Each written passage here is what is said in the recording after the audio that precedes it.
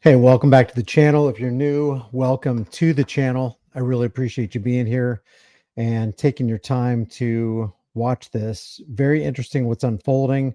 And we have to be willing to admit that this could be a psychological operation.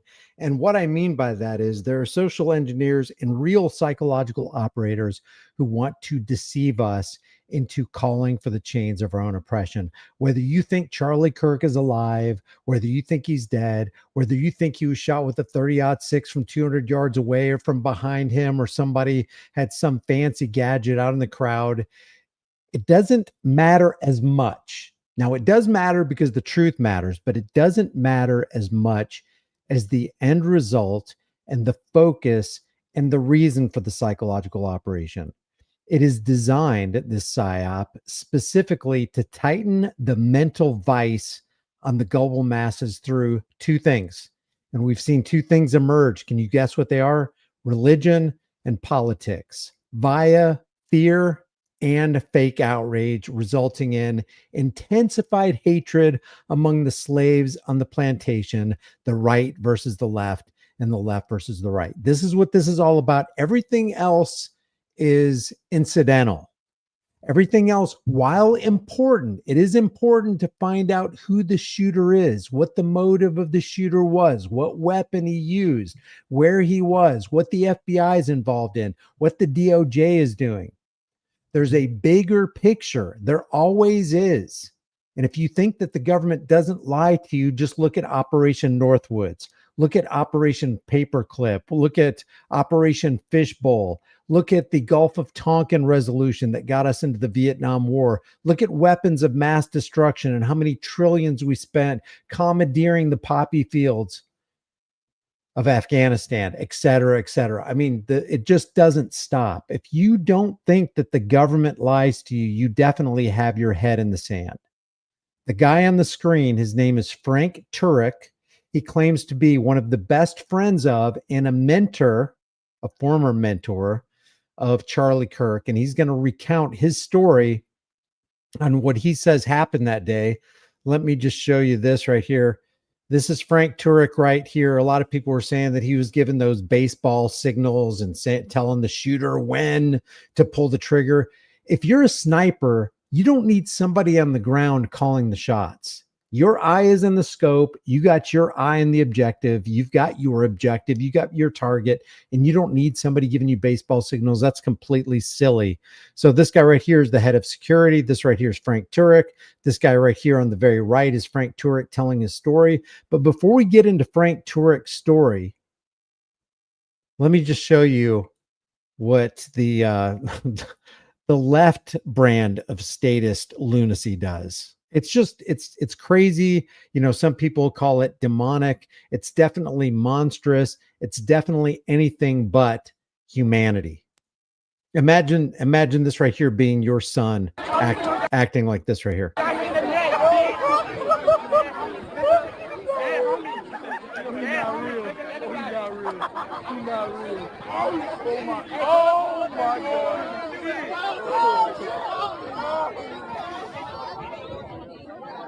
Everybody has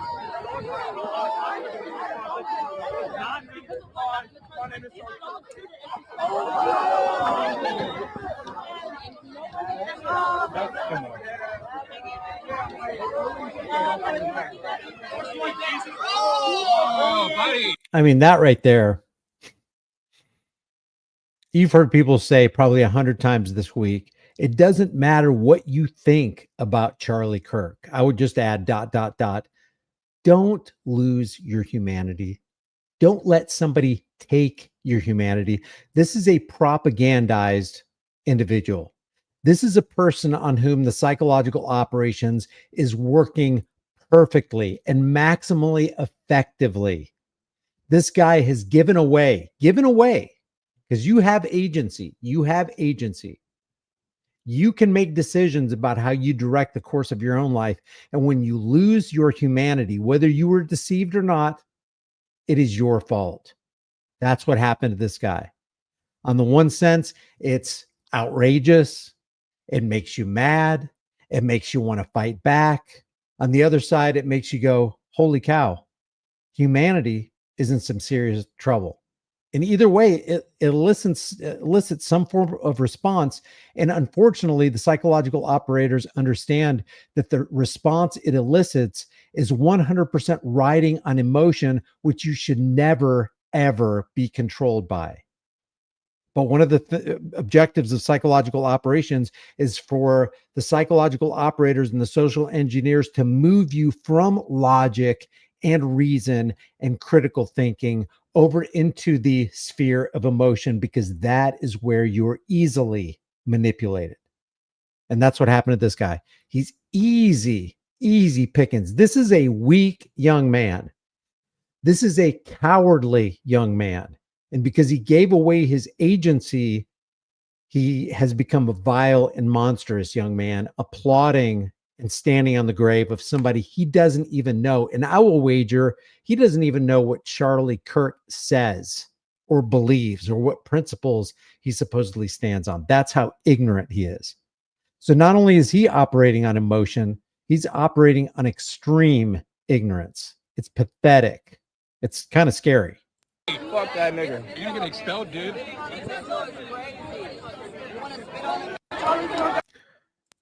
All right, so that is Charlie Kirk. I mean, that's somebody who mocks Charlie Kirk, and there are many of them.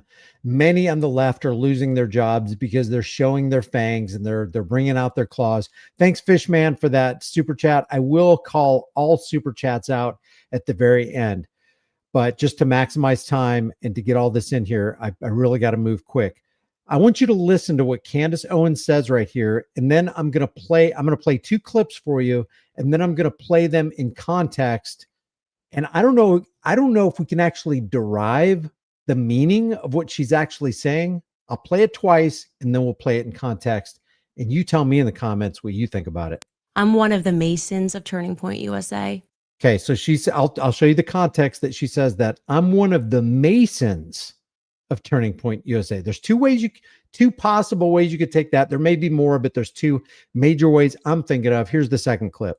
Beautiful, powerful words. Charlie had just one wife. That is just a strange thing to say. I'll show you the context that she said that in too. Why would you have to tell your audience of millions? And this video right here that's entitled "They Are Lying About Charlie Kirk," Candace, episode 235.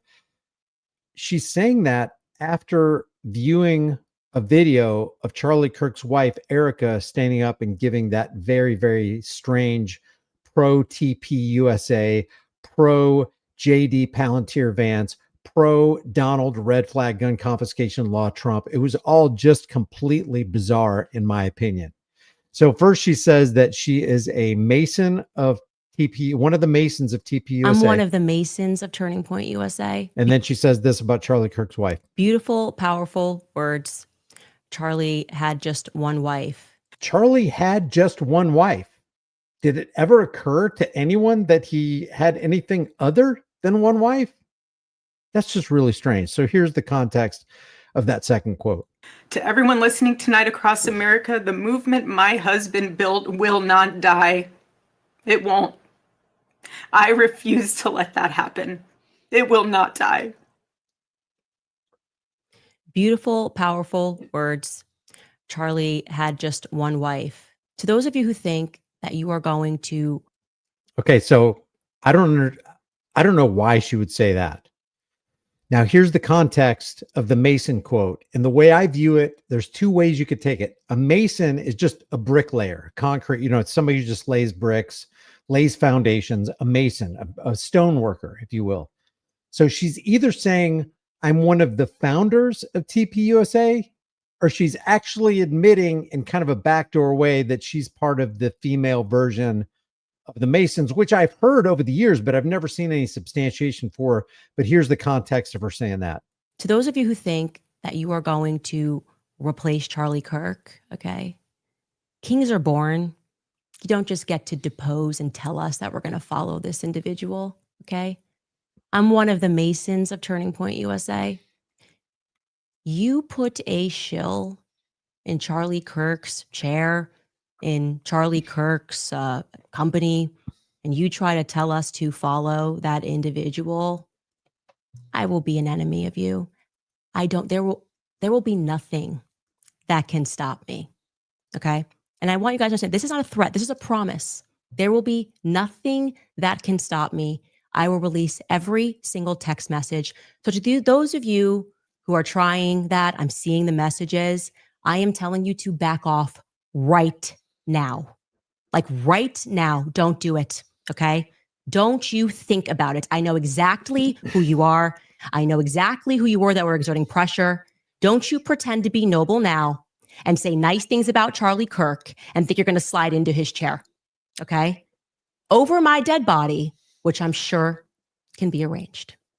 Now, I'm going to take a pause. We're going to go to some sponsors, and then we're going to get into what we are being told by the agencies. There are definitely some holes. Maybe more is coming out. Okay, now let me just say something real quick about her sponsors. In this video entitled, "They Are Lying About Charlie Kirk," where Candace Owens, the self-proclaimed best friends or one of the best friends of Charlie Kirk, goes into almost 3 minutes of ad reads. This one right here is for preborn.com. This one right here is for gno.land/Candace. Be sure to get your 20% off order. And this one right here is just thrivehealth.com. She goes into, I think is it 3 minutes? It goes from 2:30 to 5 to 6.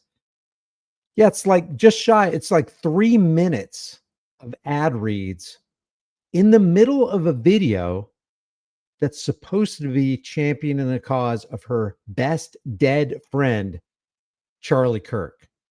I'm not even going to tell you what I would or wouldn't do. Let me just ask you, would you be running ads?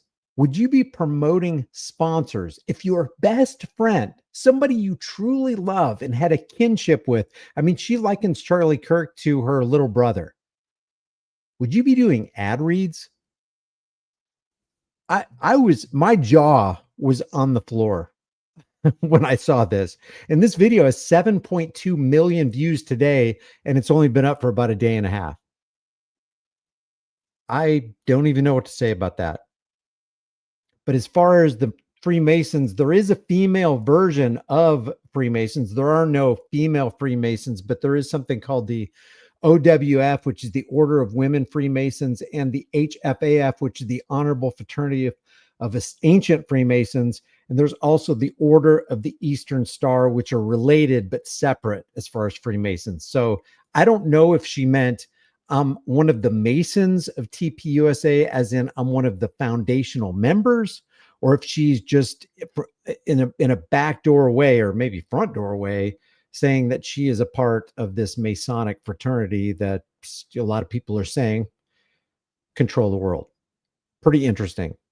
And another thing is too, it's backed up with a threat where if you think you're going to put a shill in the place of my Charlie Kirk to be installed as the new leader of TPUSA, you're going to do it over my dead body. And it's this fighting word type of thing that we see with Brandon Tatum, who said this. I better never hear anybody face to face disparage Charlie in front of me.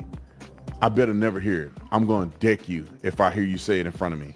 If you say words, and we've seen this a lot from the right, from the rightist status.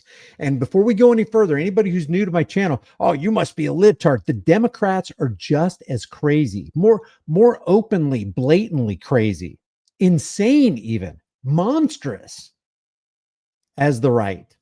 It's two wings of the same bird of prey, guys. There's not two parties. It's a uniparty system pretending to be two so that you, as the slave on the plantation, can think in your mind that you actually have a choice, that you can control the trajectory of your destiny by going to the slave's voting box, so that you can pull that lever and push that button for a psychopathic ruler that you know is lying to you, you know will break their promises, even if they say the best things. Am I peeking out here? Can you guys hear me okay?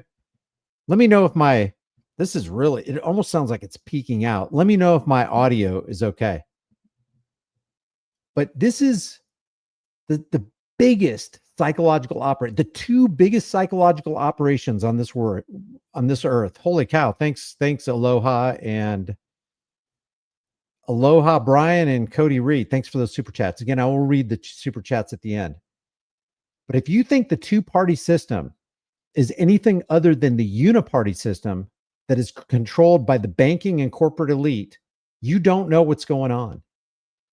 I will say this in every episode if I have to. We are ruled by people who control the issuance and value of this right here. They control the issuance and value of the currency of every American. And because it's the reserve currency currently, it's teetering on the brink of nothingness. But anybody who trades in this currency, the people who own the issuance and value of this, own the time and laboring energies of every single person who trades this for a value. That is ultimate power. You can't get a higher power than that. The highest power in this world you would think would be the Supreme Court after the 1803 court case, Marbury versus Madison, in which the Supreme Court, the black robe tyrants that they are, granted themselves judicial oversight. They granted themselves basically judicial immunity. They gave themselves the power of judicial review, which means, yeah, we've got the Constitution. Yeah, the Constitution is the supreme law of the land. Yuck, yuck, yuck. But we, the priests of the state, the black-robed priests, I mean, the priestly class has to wear robes, right? That makes it all legitimate, doesn't it? We reserve for ourselves the right to interpret with the Bible. Oh, I'm sorry. Did I say Bible? Interpret with the Holy Book. Oh, did I say Holy Book? Interpret what the Constitution says. You can't interpret it. We interpret it. So when you read shall not be infringed, has the right to keep and bear arms, well, we say there's qualifiers on that. So you would think that the black robe tyrants of the Supreme Court are the supreme law of the land, or you would think that the supreme law, the ultimate authority in this land is the Constitution. I mean, they say it is, right? It's the supreme law of the land. You would think the president of the United States was the ruler or the leader of the free world. I mean, he's the commander in chief of the military industrial complex, right? No, there's a power above that. And just like Alan Greenspan said a couple decades ago, when asked which the relationship between a Federal Reserve chairman and a president of the United States be, and he said, it doesn't matter what Congress says, doesn't matter what the legislative branch, the executive branch, or the judicial branch says, as long as they agree with what we say regarding monetary policy, it doesn't really matter what the relationship is. And as Amschel Rothschild said, give me control over our nation's money and I care not who makes its laws. We know who the ruler is. So whether you vote for a Barack Obama or a Kamala Harris or a Bill Clinton or a Ronald Reagan or a Richard Nixon or a Donald Trump, guess who remains president? Guess who remains the supreme leader? The people who control the issuance and value of the currency. That's why it was so important on August 15th, 1971, for Nixon to close the gold window, therefore decoupling fiat currency with the precious metals. No longer was your currency on August 15th.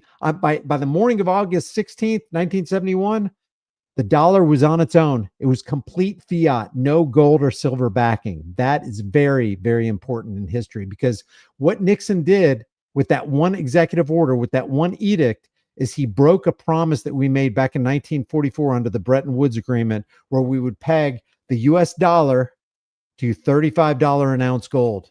That was, boom, out the window. All of a sudden, gold prices surged, went from $35 an ounce to 39 to 43 to 57 to 62 to 250 by 1980. And now what's up? $3,500. The price of gold is artificially suppressed through paper trading. So is silver. I don't know what gold should be right now, but some estimates say $15,000 to $25,000 an ounce, and even more, because there's so much money in circulation, not only in physical bills, but also in ones and zeros in people's bank accounts, because everybody wants to go digital. But this PSYOP continues on all fronts to confuse people, but it really comes back to masking who the real owners of this nation are and what their intentions are. They've got to keep us divided. And the best way to divide the populace is with two major tools in their tool shed. And they bring them out every time, and the recipe works the exact same time every single way, every single day, every single week, every single year, every single news cycle, every single election cycle. It's the Hegelian dialectic: problem, reaction, solution. They create or co-opt a problem, wait for the fear-based reaction, and then step in to provide the pre-planned solution that they had waiting in the wings the whole time. And guess what the solution is? You need more government. You need more laws, but more laws equal less freedom. More laws mean more expenditures, which means we need to extract more wealth from the American tax cattle. We need to extract wealth through tariffs. Tariffs are just a tax on everybody. You and I are suffering from the inflation through tariffs right now. I don't care what you think about Master Mussolini Trump, Mango Mussolini Trump. I don't care what you thought about creepy Uncle Joe Biden. They're all playing for the same team owners. Did you know that Hillary Clinton and Bill Clinton and Donald Trump are playing for the same team owners? They're dangling from the same puppet strings. And it's messing with our minds to the point where a Brandon Tatum, conservative Brandon Tatum, wants to punch you in the face and deck you over words. That's how they want to make cheesecake of our minds. Listen to this again. I better never hear anybody face to face disparage Charlie in front of me. I better never hear it. I'm going to deck you if I hear you say it in front of me. If you say words, I'm going to knock you out. If you say words, I'm going to commit violence against you. Guess what? That's exactly what Pam Bondi just said. I know she's walked that back, but she walked it back in hypocrisy. Do you really believe anybody who's in Trump's cabinet or who was in Obama's cabinet or Biden's cabinet, would you have believed somebody who's in Kamala Harris's cabinet? Why would you? Politicians are professional liars. That's what they do best. And Brandon Tatum is going to commit violence against you because you said words about his friend that he didn't like. Talk about jettisoning us back to the dark ages. He continues. He's not done. Just know that I'm going to deck you. You better never disrespect Charlie in front of me. You can say it online. You can say it in front of me. You disrespect Charlie Kirk after he done got shot and killed. I'm not going to, hey, just stay away from me. Just stay away from me. Because you think you're going to be on a show with me. I don't care if I'm on national TV. The last thing you want to do is disrespect Charlie in front of me. That's my red line. You can say whatever you want. You can disagree with what he said. The implication is my red line is this. If you step across that line with your words, I'm going to step across that line with my fist to your face. You could disagree with his theology. You could disagree in a professional way. You disparage or make fun of Charlie Kirk's death in front of me. That's all I'm saying. Don't do it. Please don't try me. Too late. You already said it. You already let the cat out of the bag. Those dogs are already running and you can't take it back. You can't put the genie back in the bottle. That's why on my other channel, my police accountability channel, here's the deal. I call Brandon Tatum, Brandon Soften Him Up Tatum, because this guy thinks it's okay for a 40, 50-year-old dude to get on top of and straddle and pummel a little kid who was standing on the street trying to freely exchange money in the free market, exchange money for tobacco products. Yeah, it's not a good idea for a 13, 14-year-old stick figure kid to be, involving himself in buying and selling tobacco, but he's not committing a crime. But Brandon Soften Him Up Tatum said it's okay for this guy to straddle him and start beating him in the chest. He's like, he's just softening him up. Those are compliance blows. He's just softening him up. Well, it just so happens the guy who's 40 or 50 years old has a costume on and he calls himself a cop. But I guarantee you, if you saw me doing that to my kid in my own yard, you could rightly identify that as I'm abusing that child. I'm abusing my power. I have failed as a parent. But somehow nobody sees something wrong with an adult beating up a little defenseless kid, putting him in a very compromising position, almost breaking the little kid's twig arms. As long as they come with the authority of the state, as long as they got a legitimate looking badge, they can soften children up. They can abuse children all they want. What the frick is going on here? Now, there's something else Candace Owens said, and I want to get into this before we get into talking about Frank Turek, which is also very, very interesting. But listen to this. Bill Ackman and to the other individuals who who I have not yet named, but who are going to be named later this week. Oh yeah, that's one thing I forgot to say about Brandon Tatum. Brandon Tatum is actually calling for and agreeing and has agreed with the Trump administration that something bad should happen to people who express their free thoughts under the First Amendment.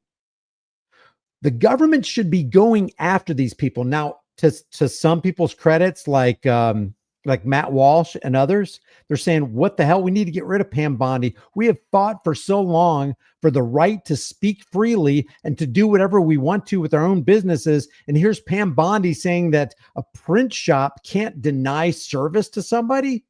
Get this woman out of here. She doesn't know what she's talking about. So to some conservatives' credit, they are pushing back. But people like Brandon Tatum, unbelievable that he will actually go to blows, cross the red line of violence simply because people said words that he didn't like that hurt his feelings. That's how far we've come. And that's how much of a mockery this is. Okay, now listen to Candace Owens, because this is, to me, this is almost, Candace Owens is saying a lot of right things and doing a lot of good questioning on the part of who is Israel? How much control does Israel have over our political system? What involvement does Israel have in the death of Charlie Kirk? And maybe by extension, some hits on some other people. So she's asking really, really good questions. But to me, and I don't know Candace Owens, and I don't think you have to, being the most generous, looking at this in the most generous way, to me, either she's absolutely being deceived, which I can't believe she is, because one of the people in her orbit used to be, I don't know if still is, but was Donald Trump, the president of the United States, and J.D. Vance. Now she's offering major criticism, but it's almost like a day late and a dollar short, because just like the criticism I laid at the feet of Heavy Duty Country, when he for years supported Donald Trump from 2016 to 2020, and then got his massive audience to vote for Donald Trump a second time, even though he shut down the nation, costing tens of thousands of business owners to lose their businesses, to lose their homes, to lose their cars, to lose their livelihoods, to lose everything, become the father of the VAXX, the self-purported father of the VAXX, institute red flag gun confiscation law, heavy duty, supposed to be pro-Second Amendment, and just a myriad of other crazy tyrannical things.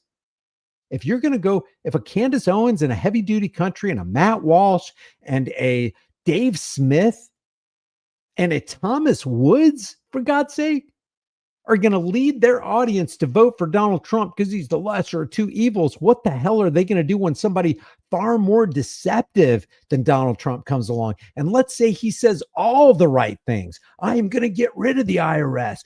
Income tax gone. We're going to whittle down the military industrial complex and bring all of our troops home. We're going to stop this wild spending. We're going to shut down the military, the prison industrial complex. We're going to put an end to the drug war.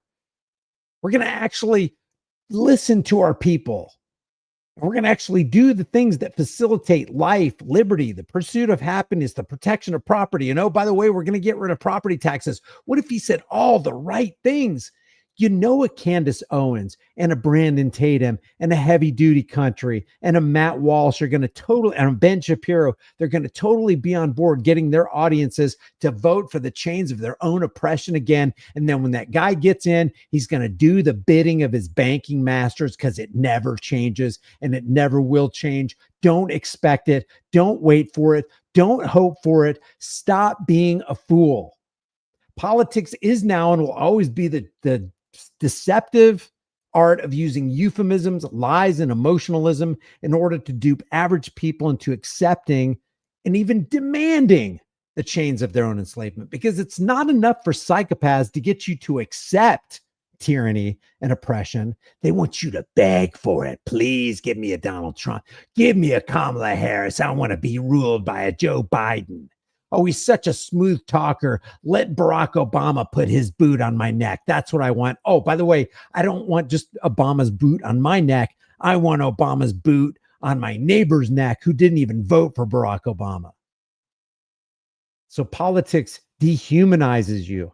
It demeans you. It demoralizes you. It calls for you to keep the cage door shut. I don't want to see or know of the existence of a key. I'd rather decorate the walls of my cage than to knock them down. That's the poison and the evil and the insidious, caustic corrosiveness in the heart, mind, and soul and body of man, is to get a man to submit to politics, which, by the way, the synonym for politics, the way it's lived out, is violence. Another synonym for politics is enslavement. Another synonym for politics is corruption and deception and deceit and murder. Politics is murder. So if you say you're involved in politics, you are involved in one of the biggest death cults in the entire world, the government. Now, I'm not just talking about the American government. I'm talking about the Chinese government, the Russian government, the Iranian government, the Israeli government. All governments, a government literally means the right to rule, the right of the few to rule over the ignorance of the many.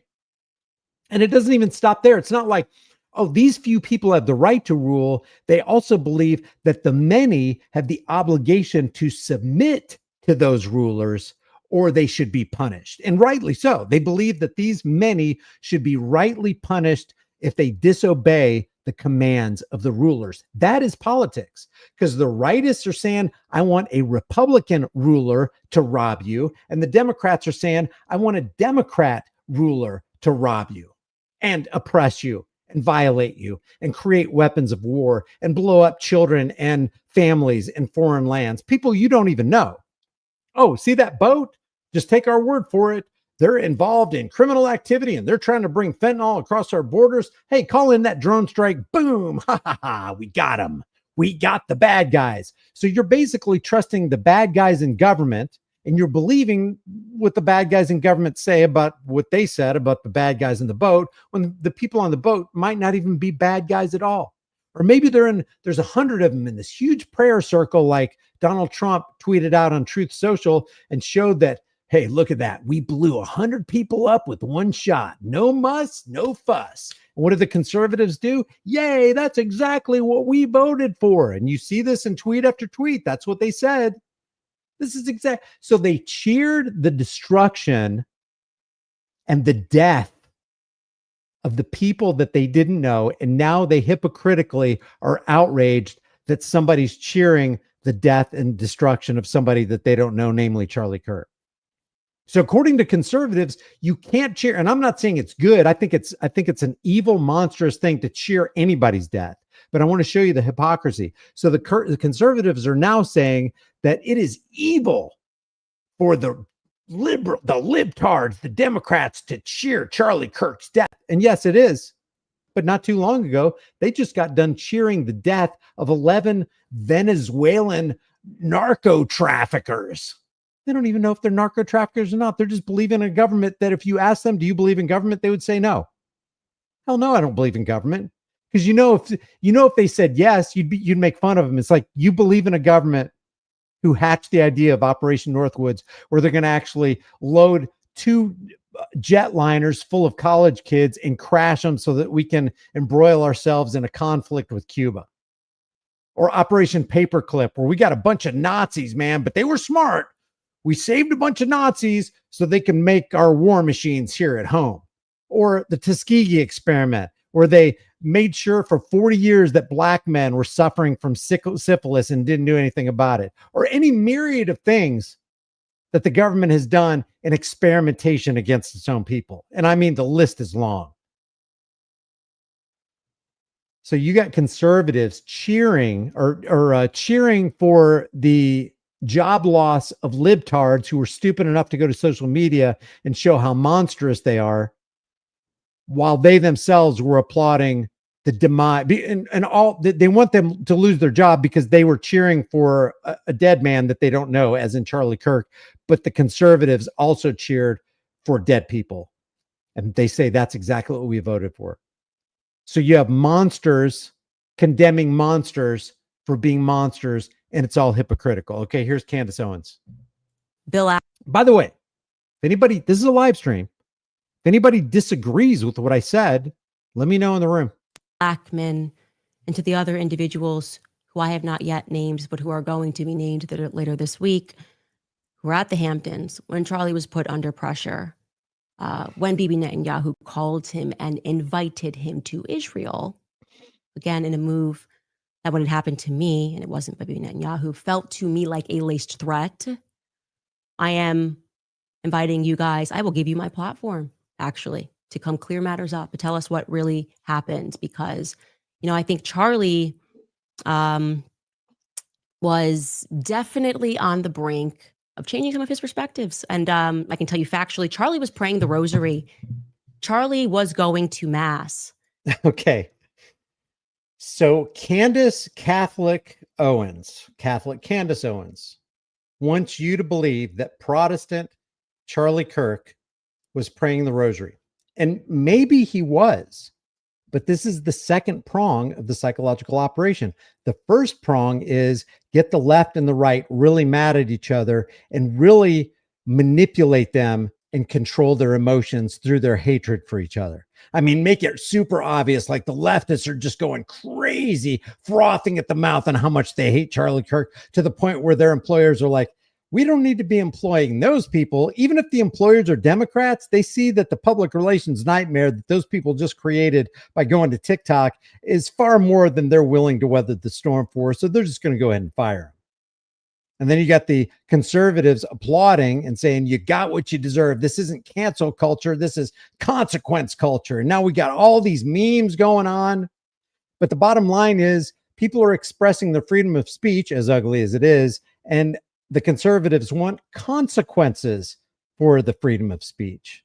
Very, very interesting. So now we have the second prong, and that is they're going to sell us religion, but you ain't seen nothing yet until we see Frank Turek give a play-by-play of what happened that day when Charlie Kirk got offed. One of my last conversations with Charlie was me joking with him saying, just make the last step, okay? You are, I said specifically, you're too smart to be a Protestant. Just take the last step, Charlie. Now, what's that? It's the thing that all religions do. It's division. And people become dishonest with themselves when they start changing stuff like, like the, let's say the Church of God of Prophecy or the Church of Christ will say, if you're not a part of our group, you are going to hell. I went to a Baptist service, just to go to a Baptist service about a year ago. And it was just as I remembered it 2 decades before when I was involved in church. They are just talking smack about the church down the street. And if they don't preach the blood of Jesus like we do, they're all going to enter the lake of fire and brimstone. Well, they'll be tormented day and night forever and ever. And the smoke of their torment will ascend for all eternity. Amen. What does that do? That causes division. That's part and parcel of what religion is. It divides people, not based on truth, but based on you don't believe what I believe. It's the same exact thing with politics. That's why politics and religion are almost inseparable. It's like you can't hardly distinguish it, because politics is a belief derived completely from faith. I believe my guy will be better than your guy. No, my guy is going to be better than your guy. And even the people within, let's say, the conservative or the Democrat movement, they'll say, well, I don't particularly like this guy. There's a lot of things I disagree with, but I'd rather have the lesser of two evils. So they admit that they're literally, by their own free will, choosing to vote for evil. And remember, your vote is your voice. Your vote is who you are. I know people want to minimize it and go like Brett Weinstein and Matt Walsh said the other day, I didn't vote for this. Yes, you did, Brett. Yes, you did, Matt. Yes, you did, Alex Jones. This is exactly what you voted for. And this is exactly what we warned you against. Politics is the art of using euphemisms, lies, and emotionalism to get average people into accepting the slavery of politics, the murder of politics, the anti-freedom aspect of politics, the lies of politics, the theft of politics, the extortion. That's exactly what it is. You are with your voice. Your voice is you. What you support is who you are. If you vote for an evil man, even if you agreed with 99.99%, which is never the case, you're voting for that. You're also voting for that 0.1% that is going to do evil in your name. And it's never close to 99%. It's not even in some cases close to 50%. But every bomb that they drop is dropped in your name, with your consent, with your vote. It's as though when they launched that missile, they wrote your name on the side of the missile, just like Nikki Haley wrote her name on the side of the missile. Remember that in Israel? Your name is on every bomb. Your name is on every bullet. Your name is on every stealth fighter, every bomber, every cargo plane, every gun. Your name is on every limb that is blown 200 yards away from that schoolyard. Your name is on that. But I didn't vote for that, Brian. Yes, you did. You voted for that guy that got into that office, that created those policies, that enabled that military industrial complex to sell those arms to that nation of Israel, who launched them into that place called Gaza and blew up that family. It's an unbroken chain. Prove me wrong. And that's what's evil about voting.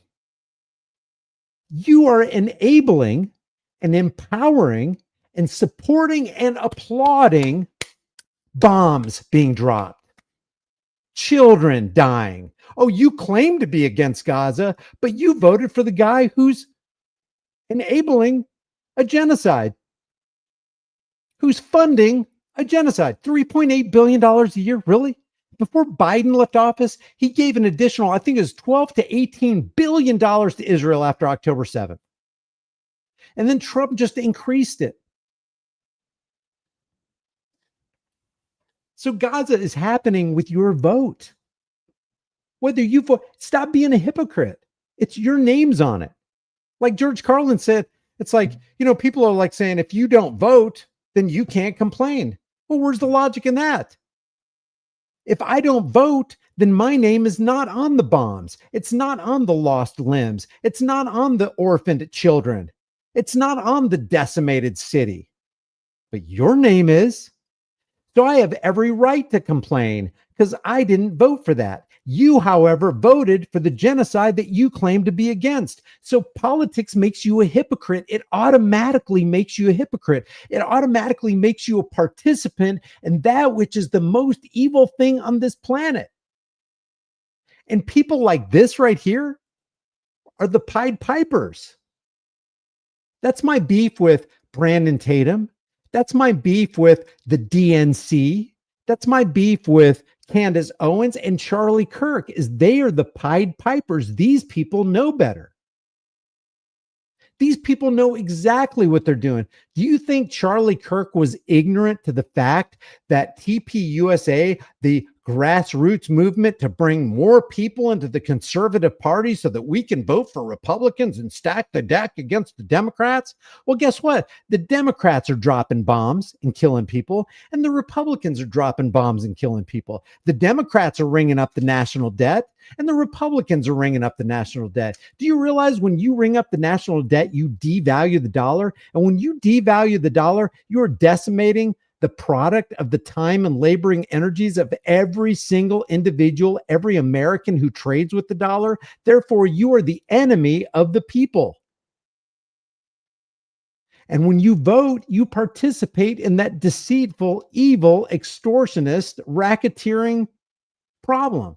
You are the problem. The problem isn't even so much the politicians, it's the enablers of politicians.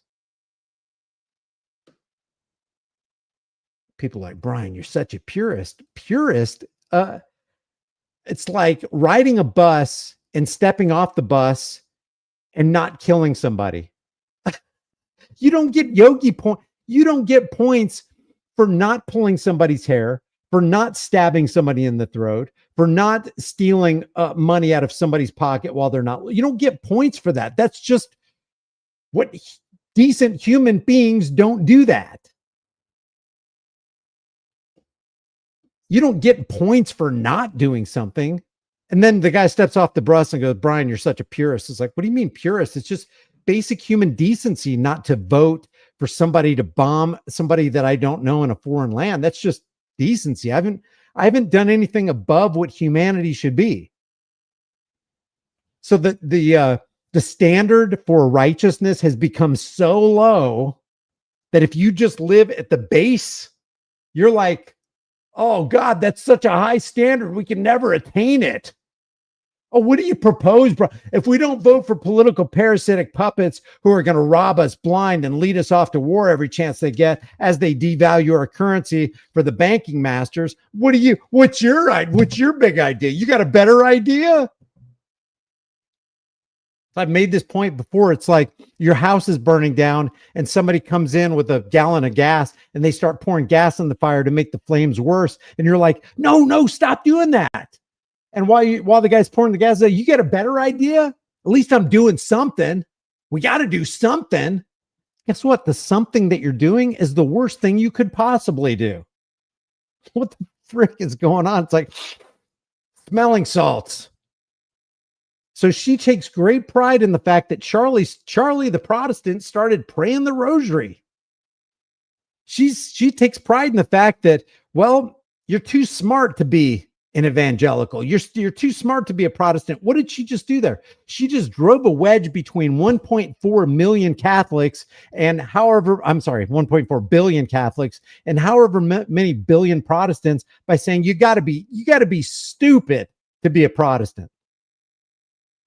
So she engaged in the religious aspect, what she's doing with the political aspect, and drawing a wedge between everybody. And that's what the psychological operators want.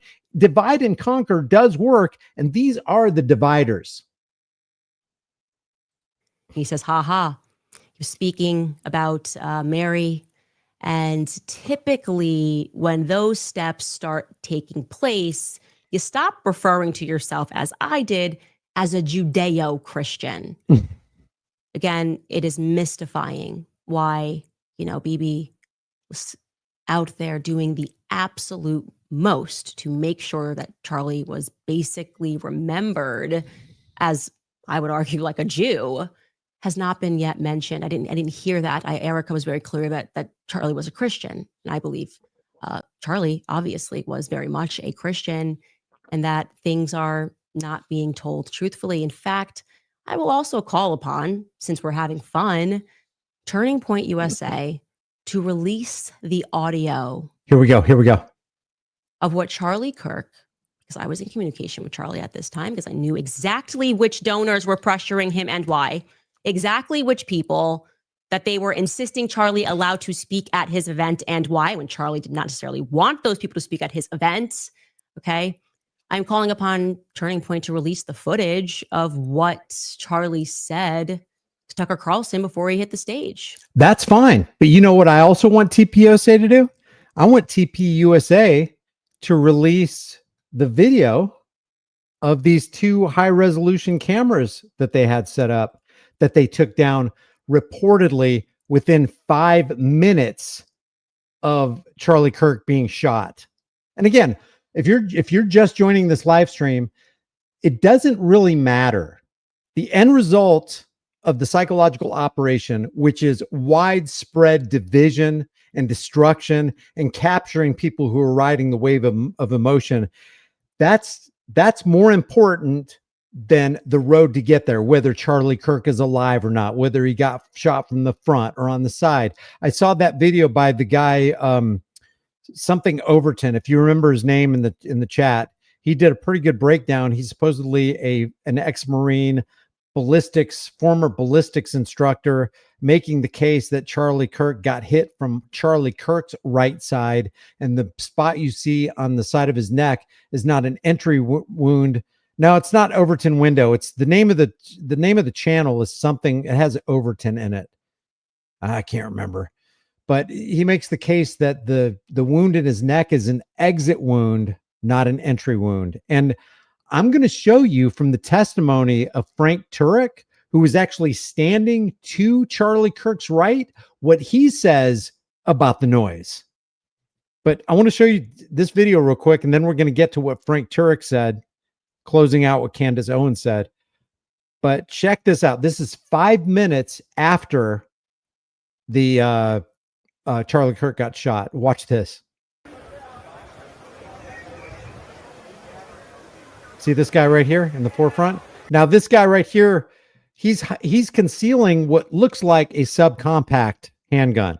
And you'll see that in a second. Also, this guy to the right here. Let me blow this up. This guy on the right is also walking around with what looks like a badge on his chest and with a handgun, not being held like I've seen anybody hold a handgun. It's being held in reverse. It's not being held with your hand over the trigger guard. But watch this. Keep in mind, this is a mere 5 minutes reportedly after Charlie Kirk got shot under this tent, which in every circumstance would be considered a crime scene, to be cordoned off to preserve any kind of evidence, including blood spatter, bullet fragments, situation like seating, where the hats were on the table. Nothing should be disturbed, but there are people milling around all over the place in this crime scene, getting fingerprints everywhere. Watch this. Okay, so watch. See, this guy's holding some kind of gun. Look at this. He's got a gun. Have you ever seen anybody hold a handgun like this? Watch, I'll just frame it forward a little bit. Sure looks like a gun to me. That looks like the magazine. This looks like the handle of the gun. This looks like... Look. Oh, shoot. Oh, man. I didn't mean to do that. Look, does this not look like the trigger guard right here? Does that not look like... What's carrying his gun like this?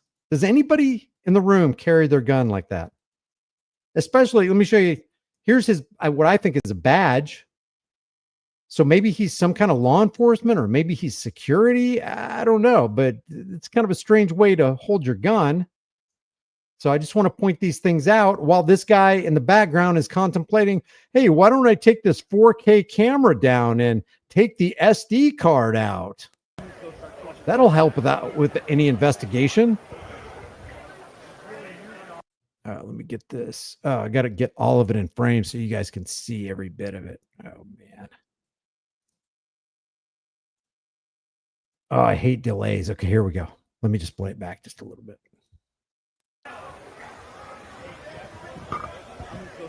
Now, I don't know if you could hear, but this guy in the dark colored shirt says to the guy in the light blue shirt, hey, cover me. Cover my back. And this guy backs up to cover his back.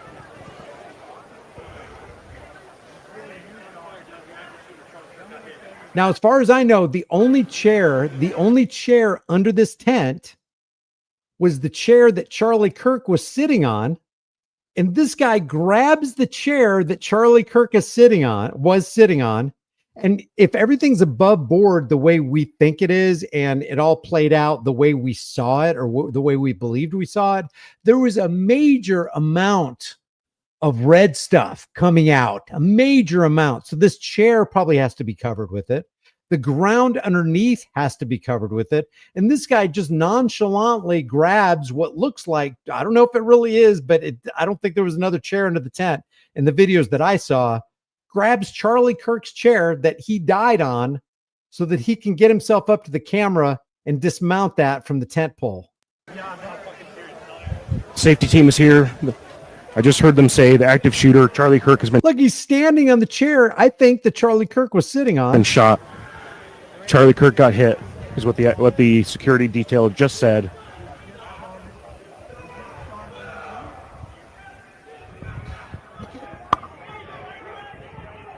Oh, the camera's gone. He's got the camera in his hand. Now let's watch him. He puts the camera on some kind of table. He starts milling around. Let me focus in on it. He's just milling around.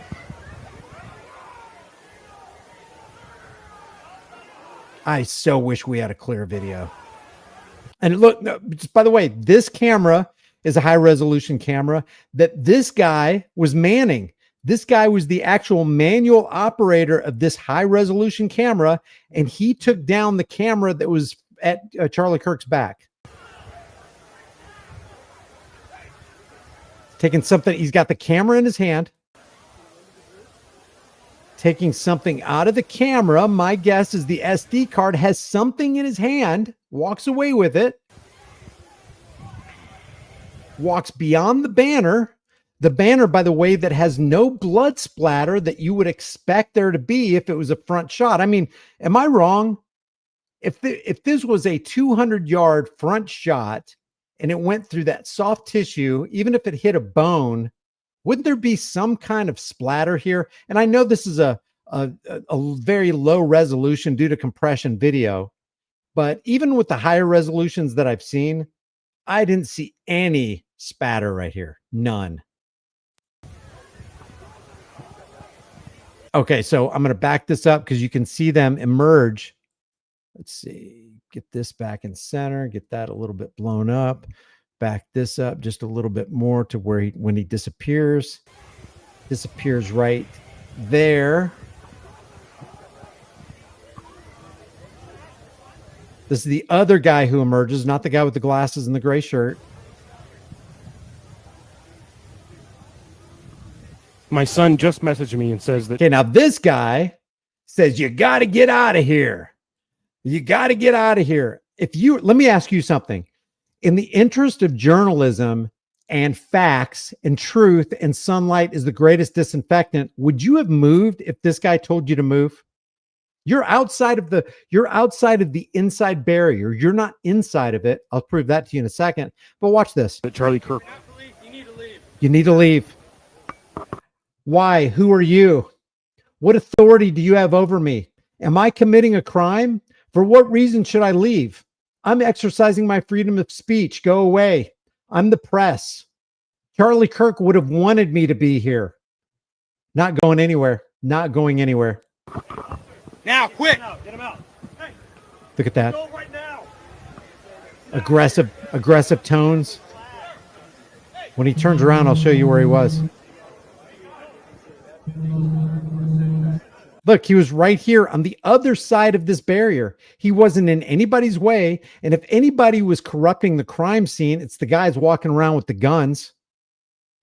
You know, let's say there were bullet fragments, then the more walking around you do, the more chance you have of pushing the bullet fragments into the grass.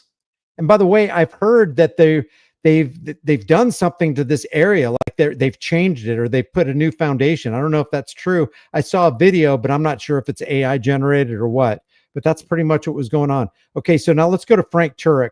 Frank Turek is the object of a current conspiracy theory because of this movement right here. Let me show you. He scratches his nose. I'm going to try not to show. I'm going to go frame by frame because I don't want to show the actual shot. Okay. But Frank Turek is this guy right here on the right. Let me expand this right here. This right here on the right is Frank Turek. The guy in the white hat is this same guy. This is Frank Turek. And he's actually going to recount what he saw and what he went through that day. And he's going to tell us that on his cell phone, he was FaceTiming his son. He was in the middle of FaceTiming the son. And when he heard the shot, you're going to hear what Frank Turek says about where he thought the shot came from, and then later learned that it was way farther away than he thought it was. But watch this. I'm going to just go frame by frame. And I will point out a couple things I wasn't planning on pointing out that are kind of anomalies.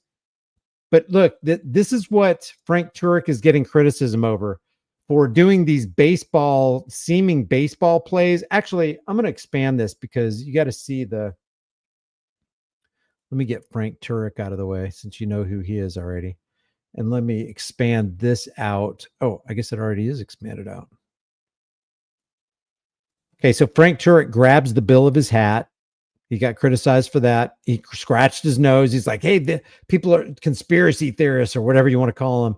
I can't show the other guy because I think this is expanded out as far as it'll go. Yeah, there's no other. I think he'll come to frame here in a second.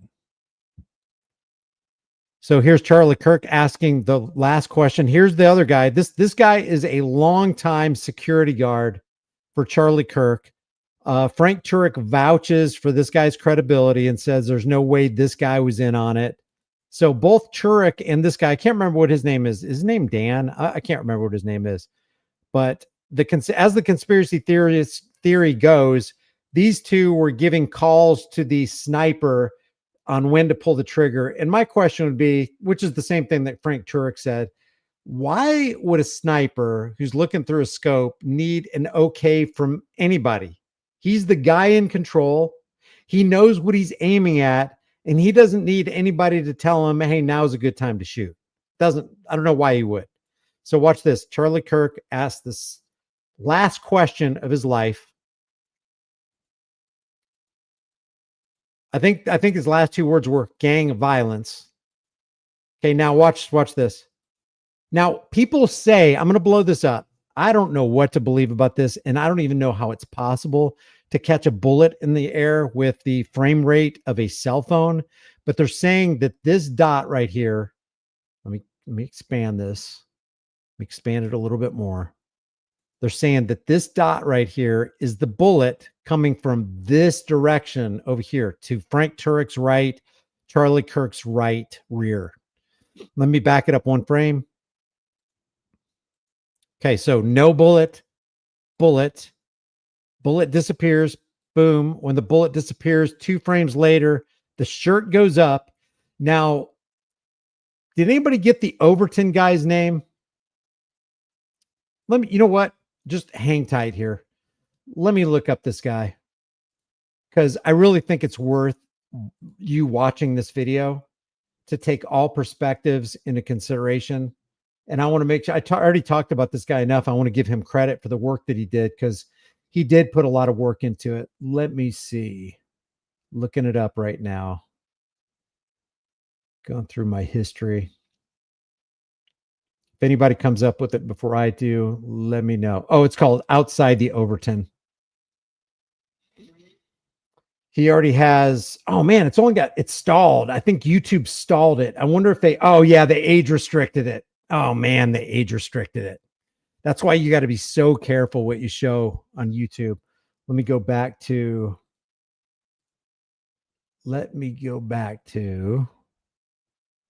what? All right, there's Frank Turek. Let's go to, I feel bad that they age restricted this guy, because when they age restrict it, you're demonetized on that video. And when you put that much work into it, you know, a workman is worthy of his wages. So here's the name of the channel is Outside the Overton. And I'm guessing it's the Overton window, which is the acceptable range of political discourse typically. But this is Outside the Overton window. I'm sorry, outside the Overton. And I'm going to drop this link in the chat room right here for you. Boink. I am not going to show the actual strike, but he's saying that this right here is the bullet. Okay. And he points out something that I did not notice. And that is that Charlie Kirk had a right fitted earpiece, possibly with the cord going down the front of him, which Outside the Overton actually says, where is this?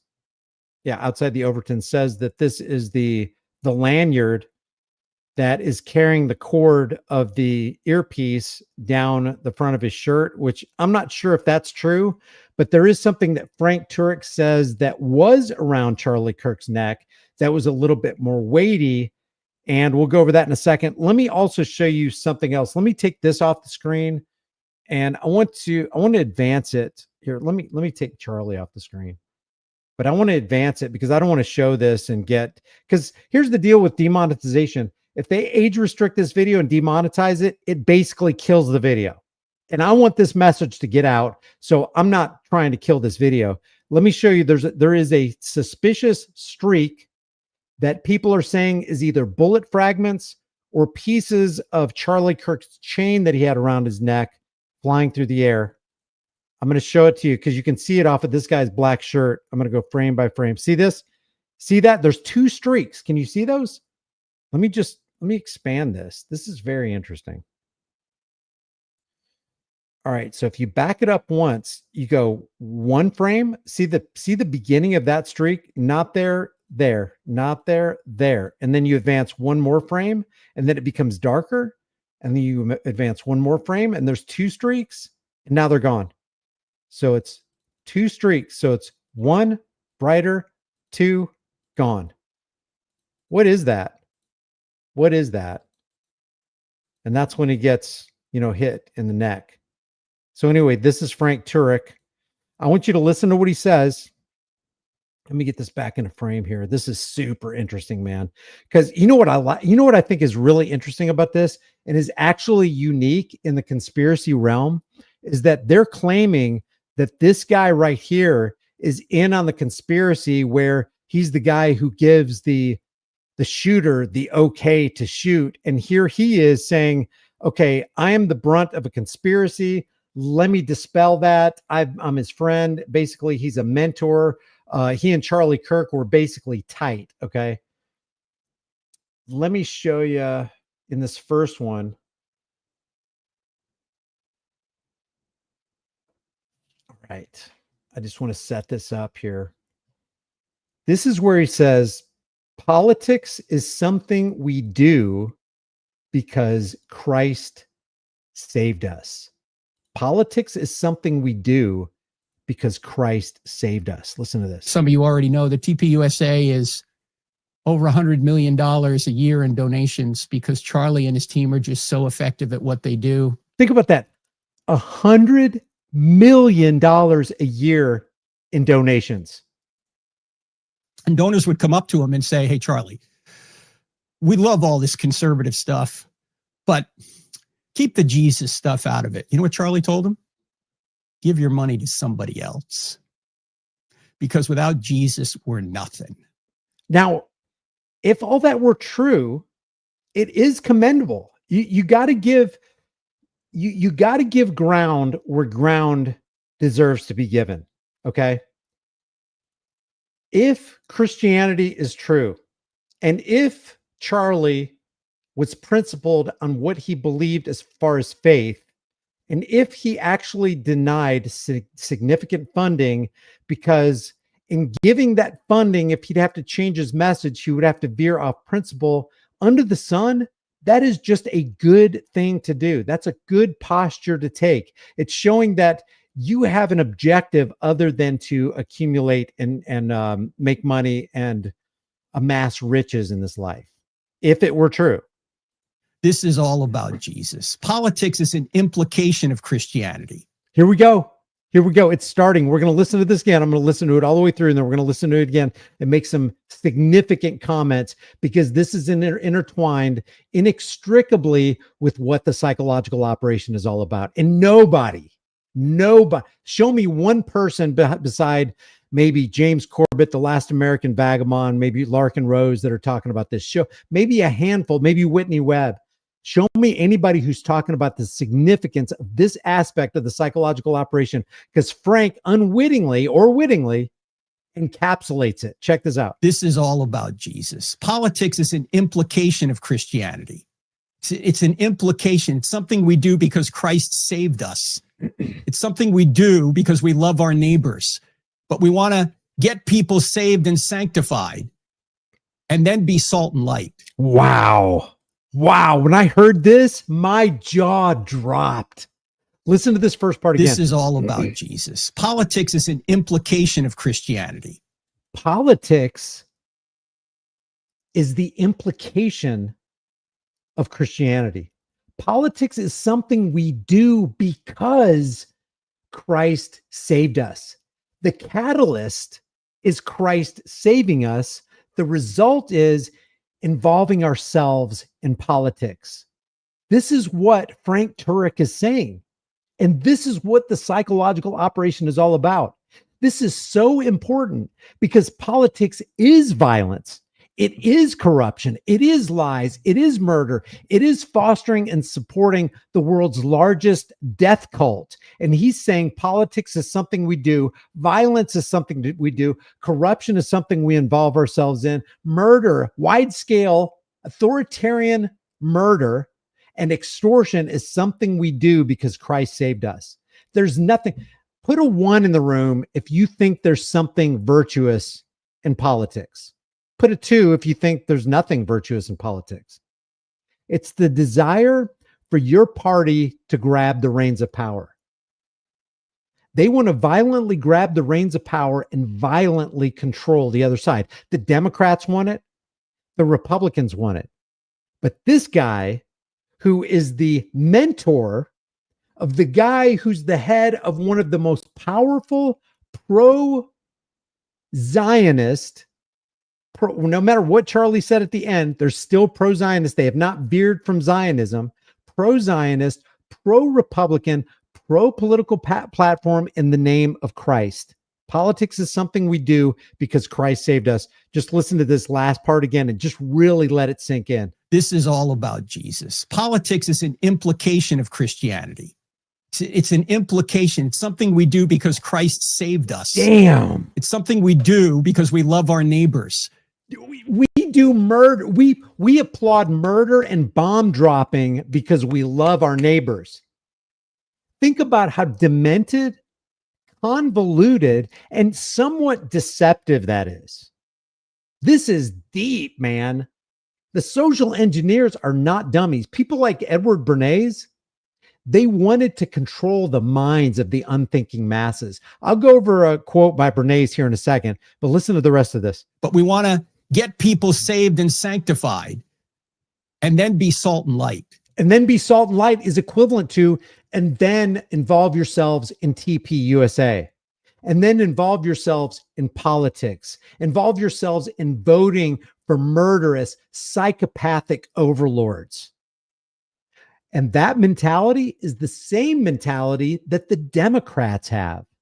Whatever you have to get involved in, whatever you have to immerse yourself in, however you have to corrupt your own soul and demean and demoralize yourself, we need you at the voting booth to vote for the Democrat masters. The right is saying the exact same thing.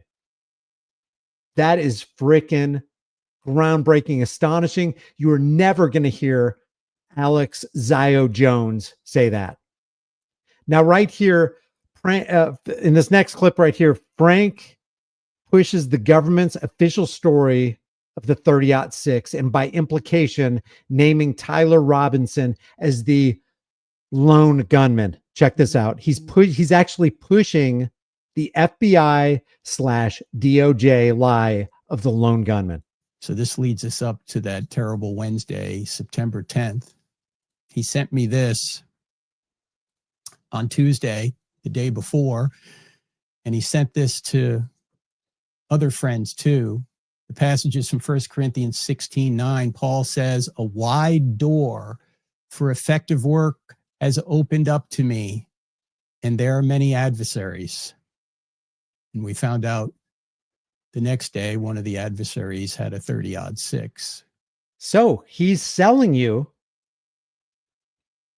the government's official story of the lone gunman, because the only guy who supposedly pulled the trigger on the 30-06, and none of that story makes any sense. The messages between Tyler Robinson and his quote unquote lover makes no sense. As a matter of fact, it has all the ingredients of, oh, tell them this and this and this, and give the lawyers this fact of the case and this fact of the case, and have a dialogue as though the FBI were asking the questions and he were sitting in an interrogation room, and just answer it exactly like the FBI would want you to answer it. It's got all the fingerprints of, and somebody actually queried ChatGPT, hey, is this something that a human came up with, or what's the likelihood this is AI? And ChatGPT actually said the likelihood is extremely high that this was manufactured by ChatGPT. Let me remind you of the goal of propaganda. By the father of propaganda, Edward Bernays, who is the nephew of Sigmund Freud. He says the conscious and intelligent manipulation of the organized habits and opinions of the masses is an important element in a democratic society. And what exactly is a democratic society? Well, the founding fathers considered a democratic society two wolves and a lamb deciding what to have for dinner. And guess what? You are going to be served for dinner by the powers that shouldn't be as dinner. Those who manipulate this unseen mechanism of society constitute an invisible government, which is the true ruling power of our country. So you think you're voting for the Obamas and the Trumps of the world and the Bidens and Harrises and Reagans, but every vote is a vote for the people who actually are in control of the issuance and the value of your currency. We are governed. Our minds, governed means to be controlled. Our minds are molded, our tastes formed, our ideas suggested largely by men we have never heard of. This is the logical result of the way in which our democratic society is organized. Vast numbers of human beings must cooperate in this manner if they are to live as a smoothly functioning society. What is this manner? The manner that the social engineers have prescribed for you. The program that they have given you to follow. One key element of that is the 15,000 hour public fool indoctrination program. And almost every act of our daily lives. This was true back in the 1930s, guys. How much more true in the age of social media and AI generated algorithms? In almost every act of our daily lives, whether in the sphere of politics or business, in our social conduct or ethical thinking, we are dominated by the relatively small number of persons who understand the mental processes and the social patterns of the masses. They know exactly what's going to happen when they initiate or co-opt an existing problem, because they can almost always count on a fear-based, emotionally charged response and then step in to provide the pre-planned solution, which is they're the answer to the problem because they knew that you would beg them for it. And that's exactly what we do. It is they who pull the wires which control the public mind. So let's get back to him. Another interesting aspect of this, and I think you'll find this super, super interesting. Frank hypocritically claims that people who love don't let loved ones do something that is harmful to themselves and others while promoting the harmful politics of TPUSA. Listen to his words.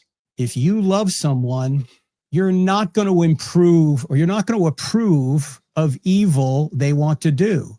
Can you think of anything more evil than supporting political parasites to create agendas that make us less free, take more of our wealth, start wars, and devalue our currency? Can you think of anything more evil? Can you think of any more harm being done than to be at the helm of the war machine, blowing body parts away in foreign lands for democracy? You're not going to approve of lifestyles you know are harmful to them. You're not going to like the lifestyle of involving yourself in TPUSA or the RNC or the corporately controlled DNC like that. Yeah, I agree. So if you have a friend, you're going to say, dude, here's what politics is. It's violence, it's murder, it's corruption, it's lies. Why do you want a part in that? Stop voting for the chains of your own oppression. And for God's sake, stop voting for the chains of my own oppression. It's like, I want the prison doors to be flung open. You keep trying to slam them shut with your vote. approve of things that God doesn't want people to engage in, because God wants people to flourish. And if you affirm what they want to do that is against God's will, against nature's law, you're not loving, you're enabling people. And look, every parent knows that love doesn't mean approval. Every parent knows that if you approve of everything your 13-year-old wants to do, you're not loving. You need to love people by tactfully telling them the truth. Okay, Frank, let me tell you the truth. TPUSA, just like the DNC, is utterly consumed by evil. How do we know? Because you're trying to take known liars, known political parasites, known fathers of the VAXX, known transferers of the greatest power and wealth distribution that this world has ever known. And you're trying to make them the overlords of our lives. That's evil, Frank. And so because I love you, I'm telling you. And if you want a Bible verse, the people who do this are evildoers and imposters who, quote, will go from bad to worse, deceiving and being deceived. Frank here, as nice of a guy as he seems, Charlie Kirk, as nice of a guy as he seems, you know, some of these Democrats appear nice and rational and reasonable. Not many of them, but some of them. As nice as they seem and appear, they're basically ghouls. They just haven't let their mask slip enough for you. Even though it's clear, it's obvious that these people are the most wicked people on the face of the earth. Imagine people who swirled in the orbit of Charlie Kirk included the President of the United States. They had each other on speed dial. He used to have nothing but good things to say about the Prime Minister of Israel and was invited by the Prime Minister of Israel. That is the red carpet treatment. That is the top of the food chain under the sun, unless you're an actual bankster pulling the strings. That's the puppet on the top of the box.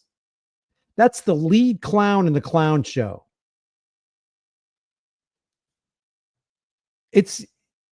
There's no way I can over exaggerate how evil these people are.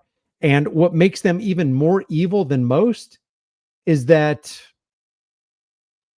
to a lot of people, this is extremely deceptive. This is a nice guy. He loves Jesus. What could possibly go wrong? Now, here's Frank actually narrating the moments leading up to the actual shot. We head right into the base of the amphitheater. Charlie's like, welcome to the big leagues. I mean, there are just people everywhere. We'll show you some footage here. I mean, they were everywhere. I've never seen a crowd so enthusiastic to see Charlie. So Charlie starts flipping these hats. You know, but not just any hats. What's he flipping out? He's flipping out Donald Trump hats, number 47 hats. And can we just be frank about it? Father of the VAXX hats. A person who was bailed out by Rothschilds Inc. back in the 1990s hats. Red flag gun confiscation law hats. I like take the guns first, due process second hats. My best friend is Henry Kissinger hats. Let's stand and applause for Bill and Hillary Clinton. I got a lot of respect for those two people hats. Is it okay to be honest about what this really is? About what throwing out those hats really symbolizes? You would almost be better off, and I'm not saying you are, I'm being a little bit tongue in cheek here, but you would almost be better off passing out change we can believe in hats or yes we can hats. Because I don't know, you can't pass out lock her up hats, because the guy who said lock her up not only didn't lock her up, but confessed to, well, I protect her because how bad would it look if I locked up a former first lady, a former secretary of state? How bad would that look? This is so evil, man. But wait, there's more. He's got the Make America Great Again hats, the 47 hats. And so I'm just kind of standing there. Yeah, the 47 hats. And someone on staff just hands me a row of hats. So I go, I guess I get to flip them too. So now right here, I didn't even notice it till just now. Charlie has something around his neck, and this testifies to what. Here, let's see if I can zoom in on this. See that right there? I think that is the necklace, the cross necklace that Frank Turek is going to talk about. And that's going to become key here in a second as he recounts what happens in the back of the SUV when they got Charlie Kirk in there and they're feverishly driving to the hospital. Yeah, it's a necklace. But I want to make a point about that later. A row of hats. So I go, I guess I get to flip them too. So I'm flipping them all over the place. And people are just excited. They're chanting USA, USA. I mean, they just love Charlie. So I start FaceTiming my wife. I'm saying, look at this. This is incredible. Then I start FaceTiming my son and my daughter-in-law while Charlie sits down and begins to ask questions. Now, this is where you may have seen an internet conspiracy. The man in the white hat was giving signals to the shooter. Yeah, the man in the white hat was me, okay? I did this with my hat. Maybe I touched my nose or something while I'm holding my phone because I'm FaceTiming my son and daughter-in-law. And they're huge Charlie fans. So I'm maybe 30 feet from Charlie. I'm right off his right elbow. I'm standing probably just off camera if the camera's going forward on him. Maybe about his 3:30 or 4 o'clock, and I'm just filming away. And by the way, to show you how stupid this is, they thought Dan, his main security guy, was giving signals too. Okay, the guy in the black shirt, his name is Dan. And apparently, according to reports, Dan has been with the TPUSA and Charlie Kirk for years as one of his lead security guards. Signals for what? You don't need signals. There's a sniper up there. He doesn't need anyone to signal anything. He can look through his scope and see what's going on. What do you think? He's looking through his scope and going, what's the signal? What am I? It's crazy that people actually believe this stuff. But, you know, if it's on the internet, it must be true, right? Don't believe in these crazy conspiracy theories. You need evidence. It's ridiculous. I didn't even know about it for probably 36 hours after the murder, or 30 hours after the murder. We were in a bubble. We were just paying attention to the family. We were just paying attention to the friends. Didn't go on the internet much. When I finally meet my wife back in Phoenix, she goes, there are millions of people who think you were in conspiracy to kill Charlie. I'm like, what? It's crazy.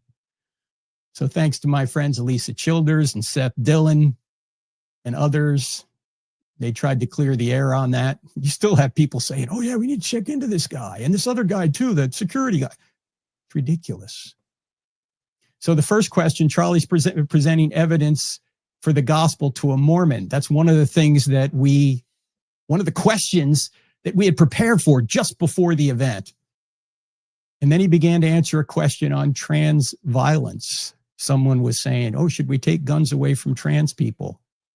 Well, in light of what happened, the answer is yes. Whoa, there we go. There we go. Should we take guns? Let's listen again. Answer a question on trans violence. Someone was saying, oh, should we take guns away from trans people? Well, in light of what happened, the answer is yes. Then you can't be, shall not be infringed. You cannot be pro Second Amendment and say, we need to take the guns away from certain people. So even Charlie Kirk's inner circle, keep in mind, this guy right here was Charlie Kirk's mentor. And Charlie Kirk's mentor says, yes, we need to take guns away from trans people. And that opens the door for the government to have the power to take guns away from you because they deem you mentally unfit to have a dangerous device because you could hurt somebody with it. That's how evil and inconsistent these people are. And the best deception is characterized by believability, consistency, and subtlety. Because it's got to blend seamlessly with the truth. It's got to attempt to avoid contradictions, and it manipulates perceptions without drawing attention to itself. That is the power of a psychological operation. And that's what these people are involved in. Anytime you hear somebody say they're pro-Second Amendment and then say something anti-Second Amendment, they are hypocrites and are not to be believed and are part of the psychological operation, whether they believe they are or not. Whether wittingly or unwittingly, they are somehow, for some reason, playing a part, whether they're knowingly a part of it and they're part of a plan, or they're just part of the plan because they've been programmed to be a part of the plan and they're going to go on with it. Because I'm telling you, a stream can rise no higher than its source. Charlie Kirk was a source. This Frank Turek guy is a source. Every leader of the TPUSA is a source. And if they are the source and they've got the Second Amendment, 4 words, the Second Amendment shall not be infringed. If they have those 4 words so wrong, then everybody in their downstream is going to have it wrong too. Which means if Frank Turek is anti-Second Amendment, pro shall be infringed, then everybody below them is going to be the exact same way. You can't have somebody downstream being better than the person who's the source of the stream. But he ain't done yet. Listen to the rest of this. Because right about then, I hear this pop. Here we go. Listen. It sounded like it was close. It sounded like it was close.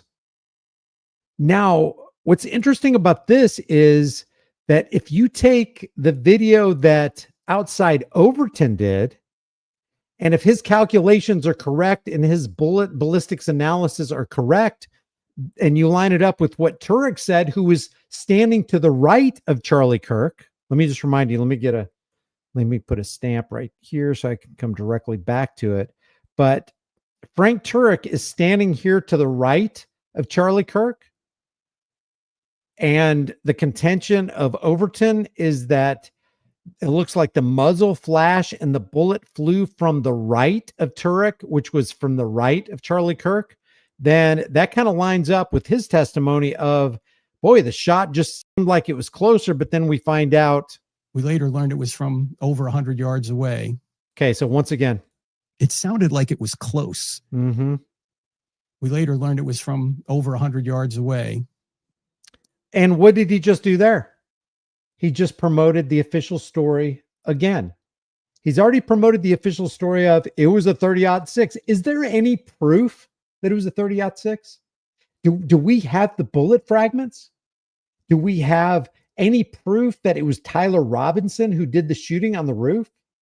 Do we have any proof that that hole in his neck was an entry wound, not an exit wound? Do we have any proof? No, but we have Frank Turek, who is promoting the official story. And now he's promoting the official story of the shot was how far away, Frank? And it was from over 100 yards away. Okay, so he's selling us on the official story. And out of the corner of my eye, I see Charlie go back. And so I start to head toward Charlie, and I see that the security guys are already there. So then I duck thinking, okay, maybe there's other shots coming. And then I'm still on the phone. And my daughter-in-law told me these were the first words out of my mouth. No.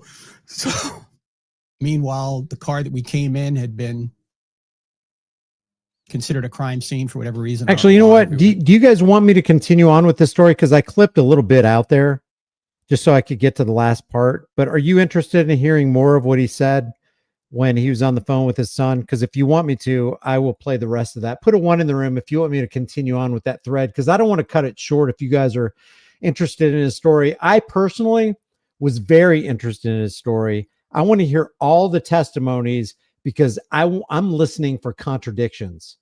I'm listening for things that are going to play into and kind of put the exclamation point and the amen on, yeah, this is a psychological operation. I don't know how many people in the room right now. I can't see it. I don't know. I'm not going to go looking for it. But if there's like, I don't know, 51s, I'll play the rest of it. Let me just get this out of the way because I do want to play that little snippet right there. How much is left? 4 minutes. How far was this? Oh gosh, there's a lot left. I'll just continue this thread right here until it gets done with that particular thought. Okay, there's a lot of ones. Let me just back this up and I'll continue. And my daughter-in-law told me these were the first words out of my mouth. No. So I went behind. There's like a backdrop. Charlie's sitting here. There's a backdrop. I'm over here. So I go behind because I know the security guys are taking him out the other side. So I'm running with them toward the car. And there's a video of this. There's 2 videos, one from behind the SUV and one to the right of the SUV where they're trying to cram what looks like Charlie Kirk into the car. And the phone is still on. And ladies and gentlemen, I was afraid that at some point this was going to happen. I thought that somebody would take a shot at Charlie. And I think maybe Charlie did at some point think so too, but he thought that the security was good. And his security team was good. But somebody way up there, whoever should have had that blew it. I don't know who that was. Now, what's interesting about him saying that is he's already said, I didn't include that in this because it would just be way too long of a video, but he has already said that the security team had launched a drone. Now, if the security team had launched a drone, wouldn't you kind of keep the drone in the air or have fresh batteries to make sure that 1 or 2 drones are in the air so that you could constantly monitor the tops of the buildings? And it wouldn't really take much. There are teenagers who are really good at drones, and I'm sure that there are plenty of hyped up TP USA kids that'll do anything for Charlie Kirk, and you wouldn't even have to pay them anything, and they'd be constantly monitoring those rooftops for any kind of suspicious movement. Give them an earpiece and go, okay, we got somebody in the north section on top of building A, and then they have a map. It just seems really, really sloppy, especially after Butler. When you have elevated areas all over the place that you're already uncomfortable about, and you've already got drones on the scene that you could have done something about, which this guy says they did, I don't know why you wouldn't utilize that kind of technology. It makes no sense to me. But I thought about what would I do? What would I do if that happened and I was there? Now, here's what Erica wants me to relate on Sunday. This is going to be the hard part, but maybe also the comforting part. Charlie Kirk was literally like a son to me. I have 3 sons. He was like my 4th son. Here comes the emotion of My this 3 whole sons thing. are a little bit older than Charlie. He was like my 4th son. And I have no reason to doubt that the story he's about to tell about how close he was with Charlie Kirk is true. I have no doubt that these people have interpersonal relationships that resemble relationships that you might have in your life. There's no reason for me to doubt. Could I be wrong about that? Yeah, I could be wrong. But the end result is not whether Charlie's dead or Charlie's alive, or if Charlie got hit from the right or the left, or the guy in the crowd had this secretive weapon, or Tyler Robinson did it, and if he's got a boyfriend who acts like a girl and a Furby and all that stuff is distraction to me. The real rubber meets the road thing that's going to affect your life and my life, what policies are they going to try to implement? What kind of muscle are they going to try to exert against us? What kind of violence? What kind of extortion are they going to try against us? We already know that they want the Charlie Kirk Act, the Smith-Munt Act, to be revised. We already know that's probably going to include language like, if you commit hate speech, we're coming after you, even though Pam Bondi backed off on that hypocritically today. It's almost like they want you to look at the anomalies and be fixated on them. And not that they're not interesting, and I'm not condemning anybody for, talking about these things, but when people become convinced in their own minds, it was Tyler Robinson, it wasn't Tyler Robinson. Tyler Robinson came from a rightist family, but Tyler Robinson was a leftist. It wasn't Tyler Robinson at all, because you're not going to use that 308 and tear it down with a screwdriver and then put it back together and then throw it in the forest and wrap it in a towel and then do all these exchanges. Yeah, that's all interesting. And it's interesting to do the forensic analysis on that and bring it out and punch holes in it. But the overarching factor in this whole thing is the aim of the psychological operation, not the method by which they implemented it. But when the dust settles at the end, what is it going to achieve? What do they want it to achieve? Oh, they want division. They want to foment fear. They want to capitalize on and manipulate the emotionally unstable. Check, and check. It's happening. That's what's going on. They want to, and what I think it brings out of the woodwork is the people you think are on your side, like Alex Jones. Oh man, let that guy keep talking, because the more he talks, the more he tightens the noose around his neck. That guy takes the cake, man. I used to really, really be careful in my language around Alex Jones and calling him a shill, but he has shown himself so many times to be in the tank for the power brokers he claims to be against, and it's really disgusting. So when he was hit, if your son got hit, what would you do? And another thing too is, why would the elite care about taking anybody out? Whether it's a man, whether it's a woman, whether it's a pregnant woman, whether it's a woman who's on, public transit getting stabbed in the neck. Why does it have to be fake? The psychological operation can be real. It can be really a false flag, but people can really die too. What skin is it off their nose if they snuff out another life? There are people out there speculating they think that Charlie Kirk is a woman and Erica Kirk is a man, and they're not really married and it's all a stage show. Hey, that could be, but I can't prove it either way. Those hands in that casket, they look like those neoprene hands, those silicone hands, those fake wax museum hands. Hey, it could be, but I can't prove it. But you don't have to prove it. Because in trying to prove it and trying to say, no, this is exactly what it is. Nope, Charlie Kirk isn't dead. He's actually on some Mossad island that's not even on the map, and he's going to live out his days there. I don't know. Maybe it's true. Maybe it's not. To me, that's not the important thing. To me, the important thing is, how's that going to affect you in your daily life? How's it going to affect me? I guarantee you meat and egg and chicken prices ain't going to go down.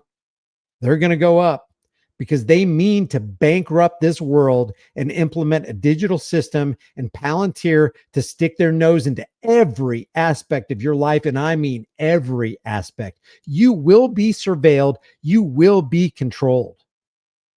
That's what I'm most concerned about. I got in the car. And these guys are playing into that, whether they believe they are or not. Okay, let's get back.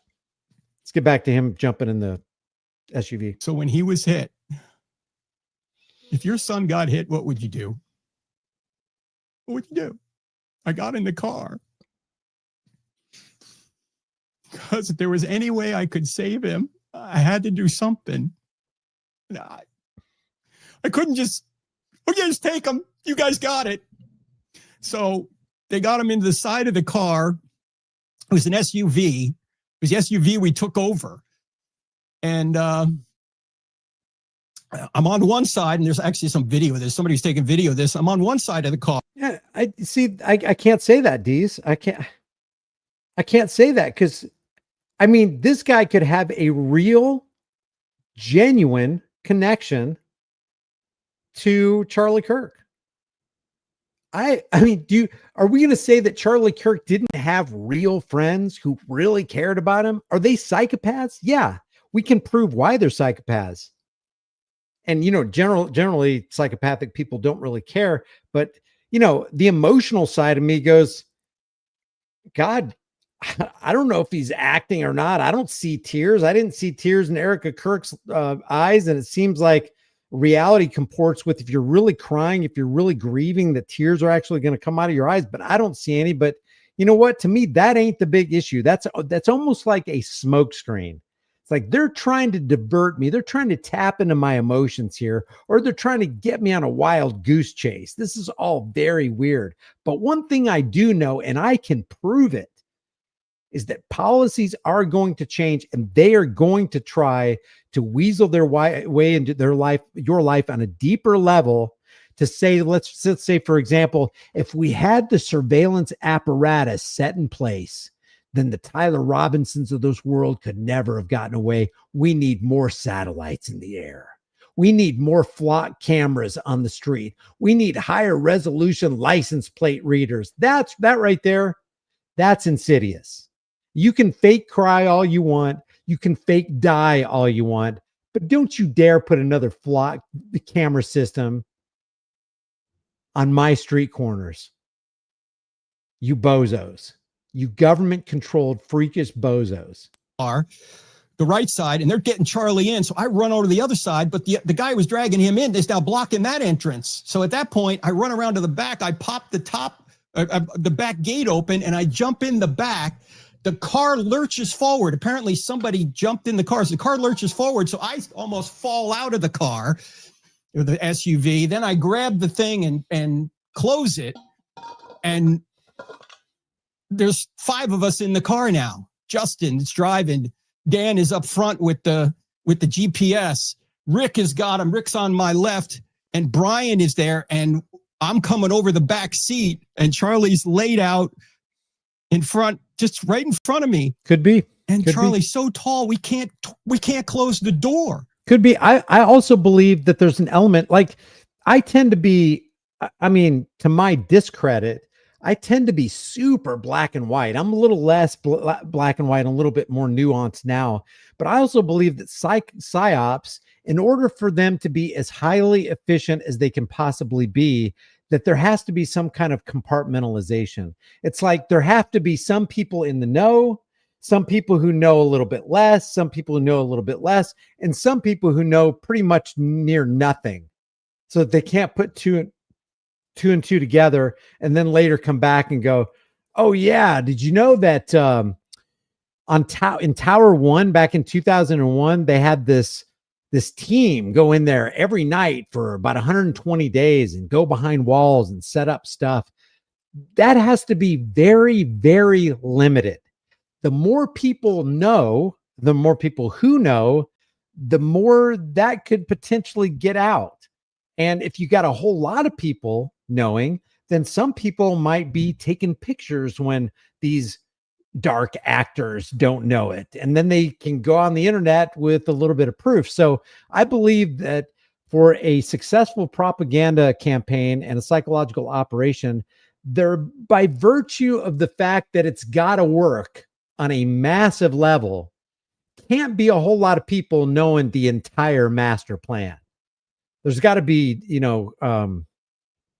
plausible deniability. There's got to be all sorts of things in play.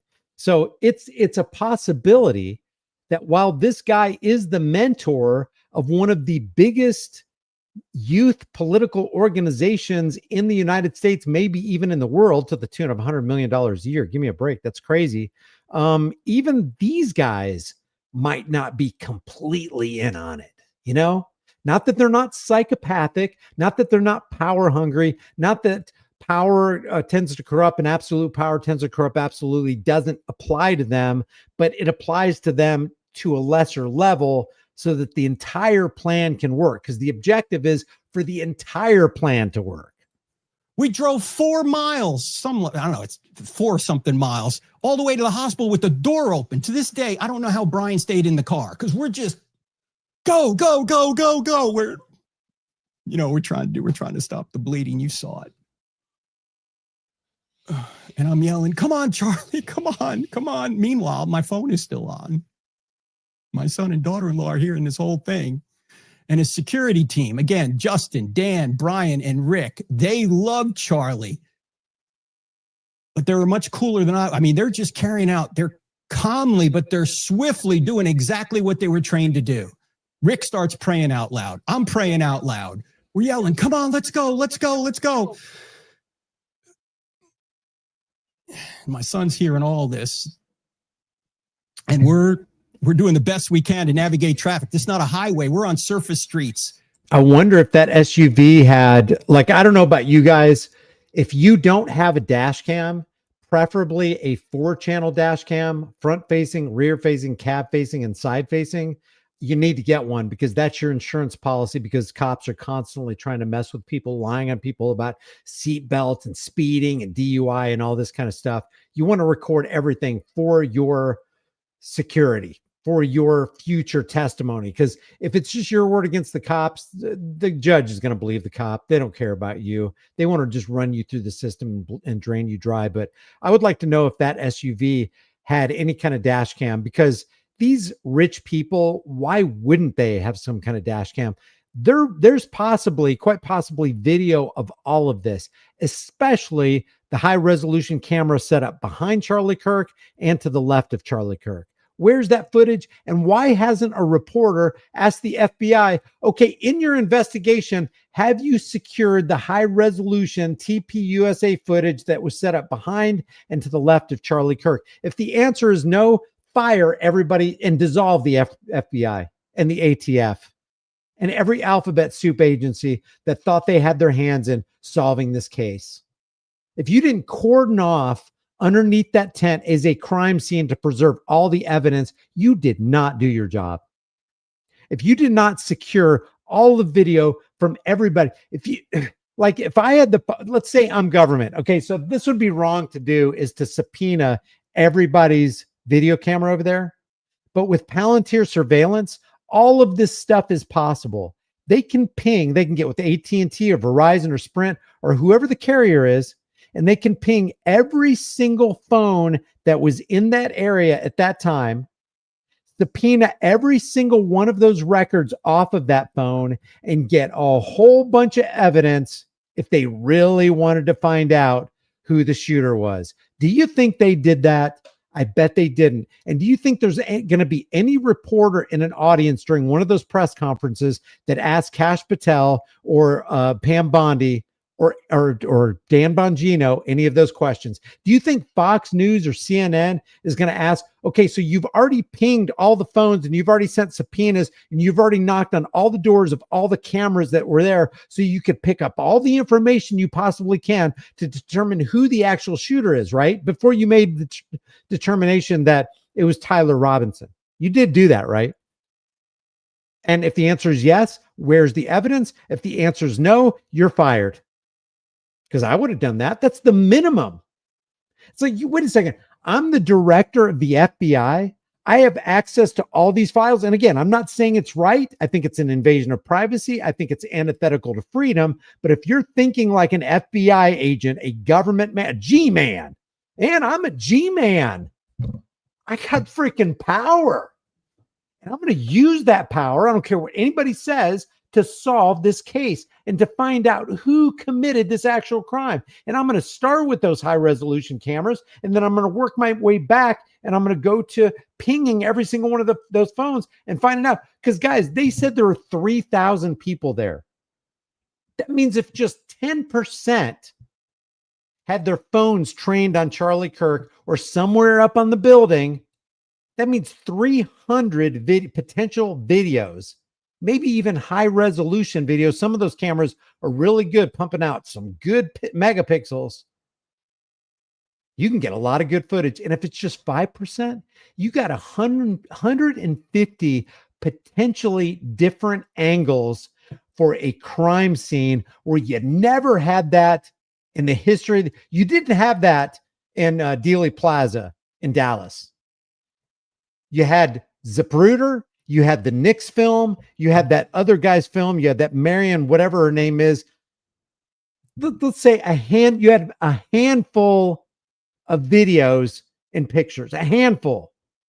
This right here, you've got a potential 150. I would say at the minimum of 100. Let's go bare bones 50. You got 50 out of 3,000 high resolution camera angles of a crime in progress, and you as the FBI agent didn't do anything to lift your finger to secure those videos? Or ask TPUSA, where's the SD card for those two cameras right there? And then looking at some of these videos, like this Frank Turek video right here, and going, oh, there's somebody in the crowd with their camera pointed at Charlie Kirk. There's a person in the crowd with it. Hey, I'll tell you what, let's start a website. And you just heard Kash Patel just a couple of days ago saying this is the most transparent FBI you've ever seen in the history of the FBI. If you're that transparent, Kash, set up FBItransparency.com, the most transparent FBI.com, and release all that footage out to the public. I saw this one guy. He's a body language guy, and he said something like, "No, I hope they never release that on the internet. Nobody wants to see that. Nobody wants to be subjected to that. I want to see it. You know why? Because I'm interested in truth. You don't have to see it. If they put it up on the internet, you don't have to look at it. Don't tell me I can't look at it, though. Don't wish that I don't have access to it. We got a whole bunch of slave hive minds going on here." Okay, let's get back to this. Does anybody disagree with what I just said? And suddenly there's an ambulance coming toward us. And there was conversation in the car. Should we stop? We're like, no, just keep going. Just keep going. The doctor later said that was the right thing to do. Ambulance goes by us. We're still heading to the hospital, trying to get there. At one point, somebody says, let's get there in one piece because we're cutting through intersections. We're just beeping the horn. This is not an emergency vehicle. There's no lights. There's none of this. And I go, we got to start CPR. So I try and start that. Now,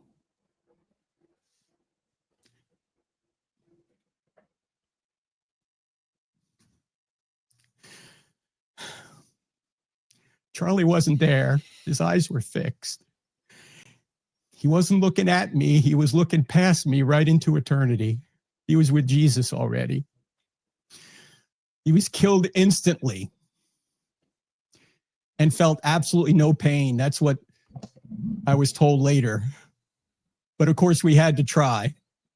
And by the way, there was just nothing any of us could do about it. We were giving him CPR, but nothing was happening. It wasn't like if we had better first aid or we had better medical facilities or we were faster to the hospital, we could have saved him. We couldn't. So if that's any comfort at all, Charlie didn't suffer.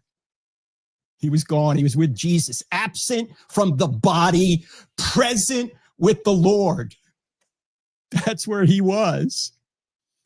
Now, it is true, when we got to the hospital and they started working on him right away, they did get a pulse back. And so Rick and I were just, everyone's praying. I don't believe that. I don't believe that. If it went down the way it looks like it went down, I don't see how it's possible with that many minutes to elapse and that much fluid, red fluid coming out of the body, that there could possibly be a pulse. This is weird. He's about to say something else that kind of is weird. We're just praying for a miracle. We had a small sliver of hope. And the doctor later said that we got a pulse because Charlie was a very healthy man. Oh. But the shot was catastrophic. So 20 or 30 minutes later, the surgeon came out and said he was dead. I don't want to speculate on that. First of all, the hospital staff. Okay, so he's going to talk about, he's going to give accolades to everybody. Let me play this last clip. I can't remember what this one was. Meanwhile, the car that we came in had been. Oh, yeah. Here you go. They treated the car that had nothing to do with the crime scene as a crime scene, while the tent where the actual crime was perpetrated under was not treated as a crime scene. Listen to this. Considered a crime scene for whatever reason. I don't know why. Had nothing to do with the crime, but we couldn't get anything out of it. So I couldn't get my wallet out, couldn't get my bag out, couldn't get my computer out. Charlie was actually laying over my computer bag on the way to the hospital. And so we really couldn't do anything or go anywhere. We were just there to support. Meanwhile, the hospital staff brought us food.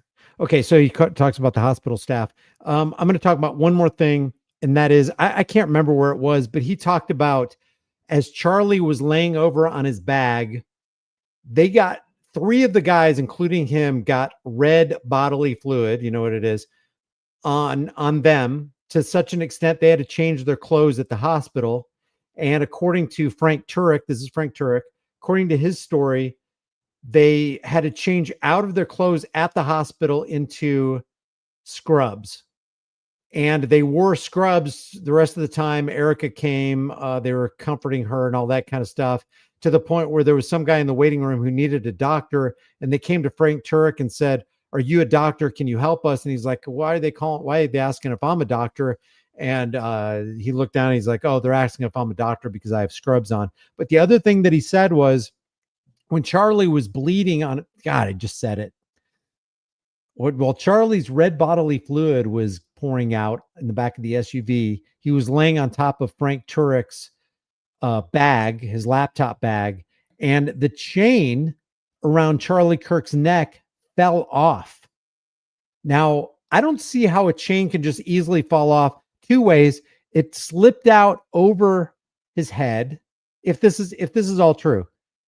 Or it broke with the shot.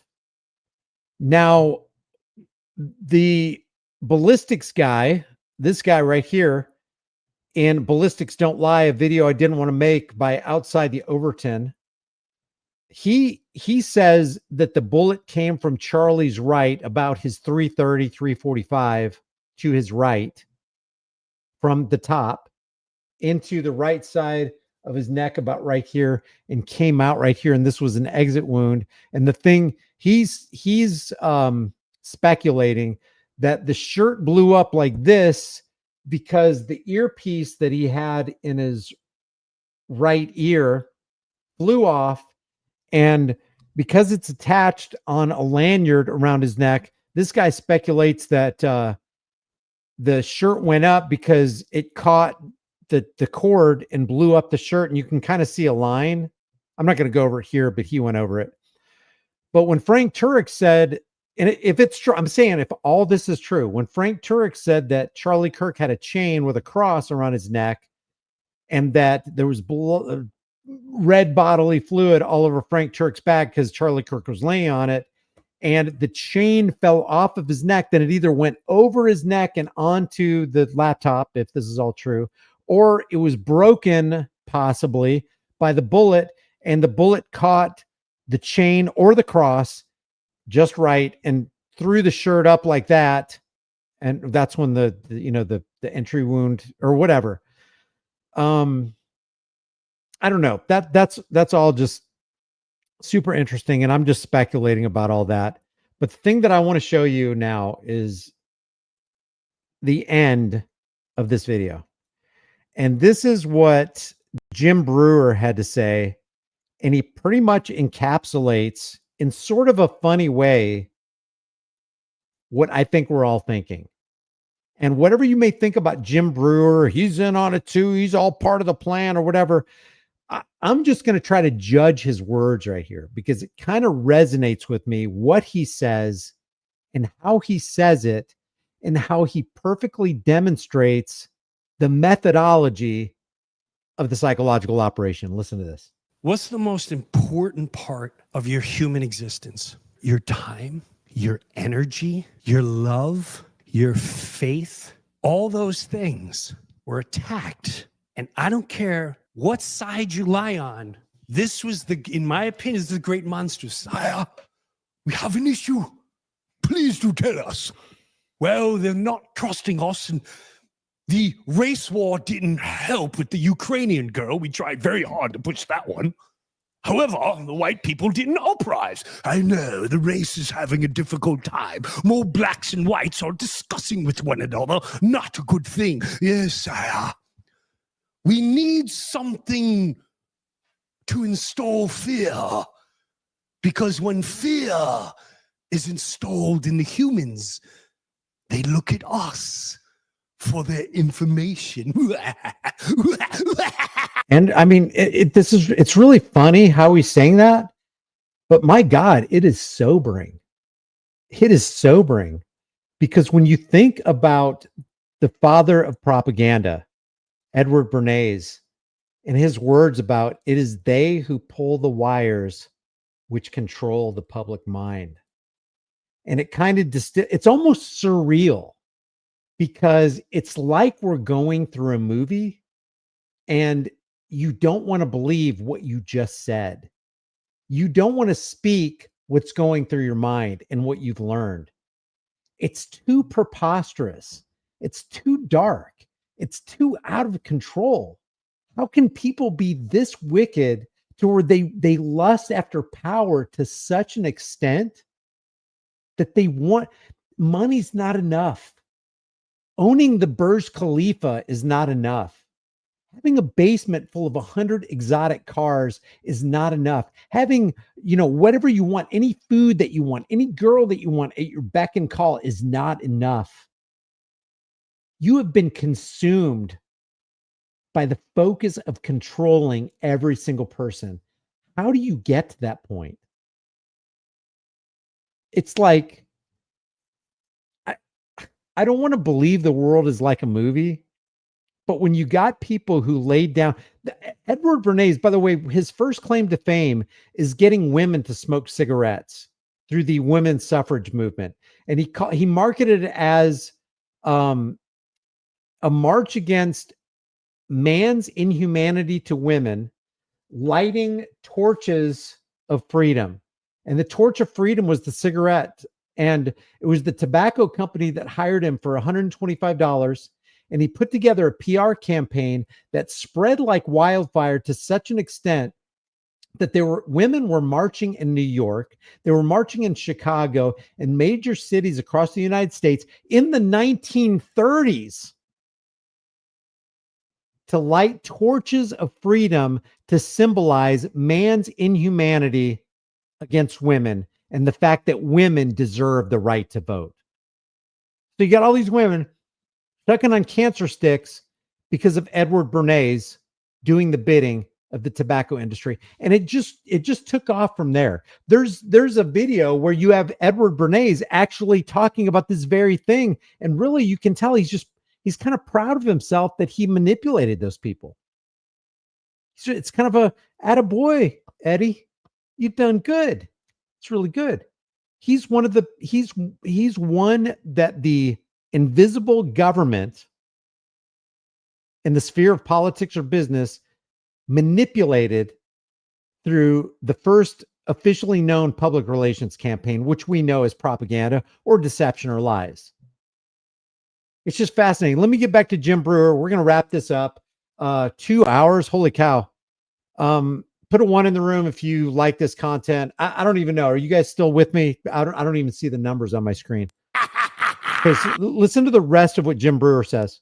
Yes, I love it, sire. And think about how many of you spend 24/7. Did you see what happened? Did you see what happened? Oh my God, what happened? I'm pissed. Yeah. Oh my God, and this one, and the lefties, and the thing, and the transgenders, and the Democrats, and the thing, and the Israelis, and the thing, and they got you. Yep. They got you. We have them, sire. They're watching us. You all ran to your outlets thinking you're going to get the answer you want to appease your emotions from this event. Because remember, unlike Edward Bernays back then, there are artificial intelligence algorithms that are constantly studying you, who you are, what you do, what your tastes are. And then you look at Edward Bernays, and then he says, we are governed, our minds are molded, our tastes are formed, our ideas suggested. I mean, I would love to say it's 10-fold, 100-fold that now. It is eons beyond that. You've got artificial intelligence programs learning you individually, copying you. What do you buy? What do you sell? Where do you go? What time of day do you wake up? What do you like to do in your leisure time? Who do you hang out with? What do you scroll through? What are your Amazon habits? What do you watch on social media? They know it all. If you're connected to the internet, they know it all. Not only are you looking at your device, it's looking back at you. Unless you cover it with tape. See, I don't know about you, but I've gotten lazy. I used to walk around all the time with this thing with a taped deal on the end of my thing so that it can't spy on me audio. And I used to have tape over my both of my cameras. Right now I got this little slider thing over this camera, but this camera is always exposed, and I've gotten lazy. I don't know about you. I started off really, really vigilant. I don't have an Alexa. I don't have any of these, but I do have this. I don't have that little thing sticking out anymore. I did for like a year and a half. Tape. I had it wasn't even electrical tape. It was and you guys are probably seeing it in my older videos. It was painter's tape. So I could take it off when I wanted to take a picture and put it back on. And it didn't really leave. It left some residue, but not a lot of residue. But how many of you started off super vigilant when you realized, man, they're spying on us?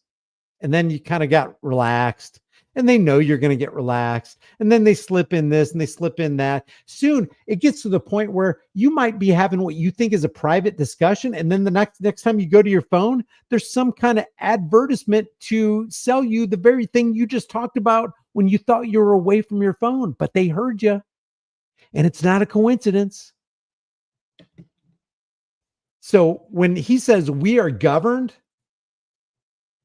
our minds are molded, our tastes are formed, our ideas suggested largely by men we have never heard of, you better believe that's going on like 1,000 times over what was happening in Edward Bernays' time. Back to Jim Brewer. They control your time, your energy, your reactions, your emotions. How do you not see that? Don't you remember 9/11? We ran to the television. Oh my God, who do you think it was? Oh my God, they found the passport. Quack, quack. Hey, look, in the rubble, we found the passport. They're a bunch of extremist Muslims. Quack, quack.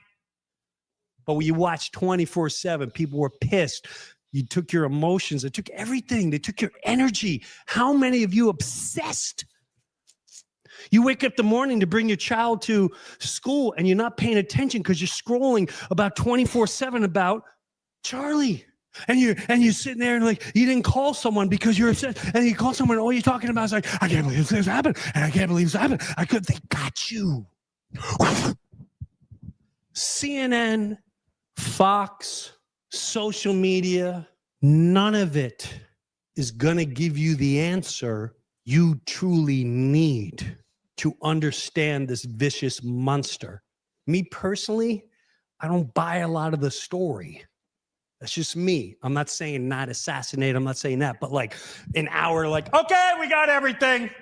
We caught him in 33 hours. Yeah, 33 hours. Guys, that's just a coincidence, right? And we found the gun and we got it and everything's good. Okay. Next subject. What? Okay, so that's pretty much it. I promised you that I would go over every single super chat.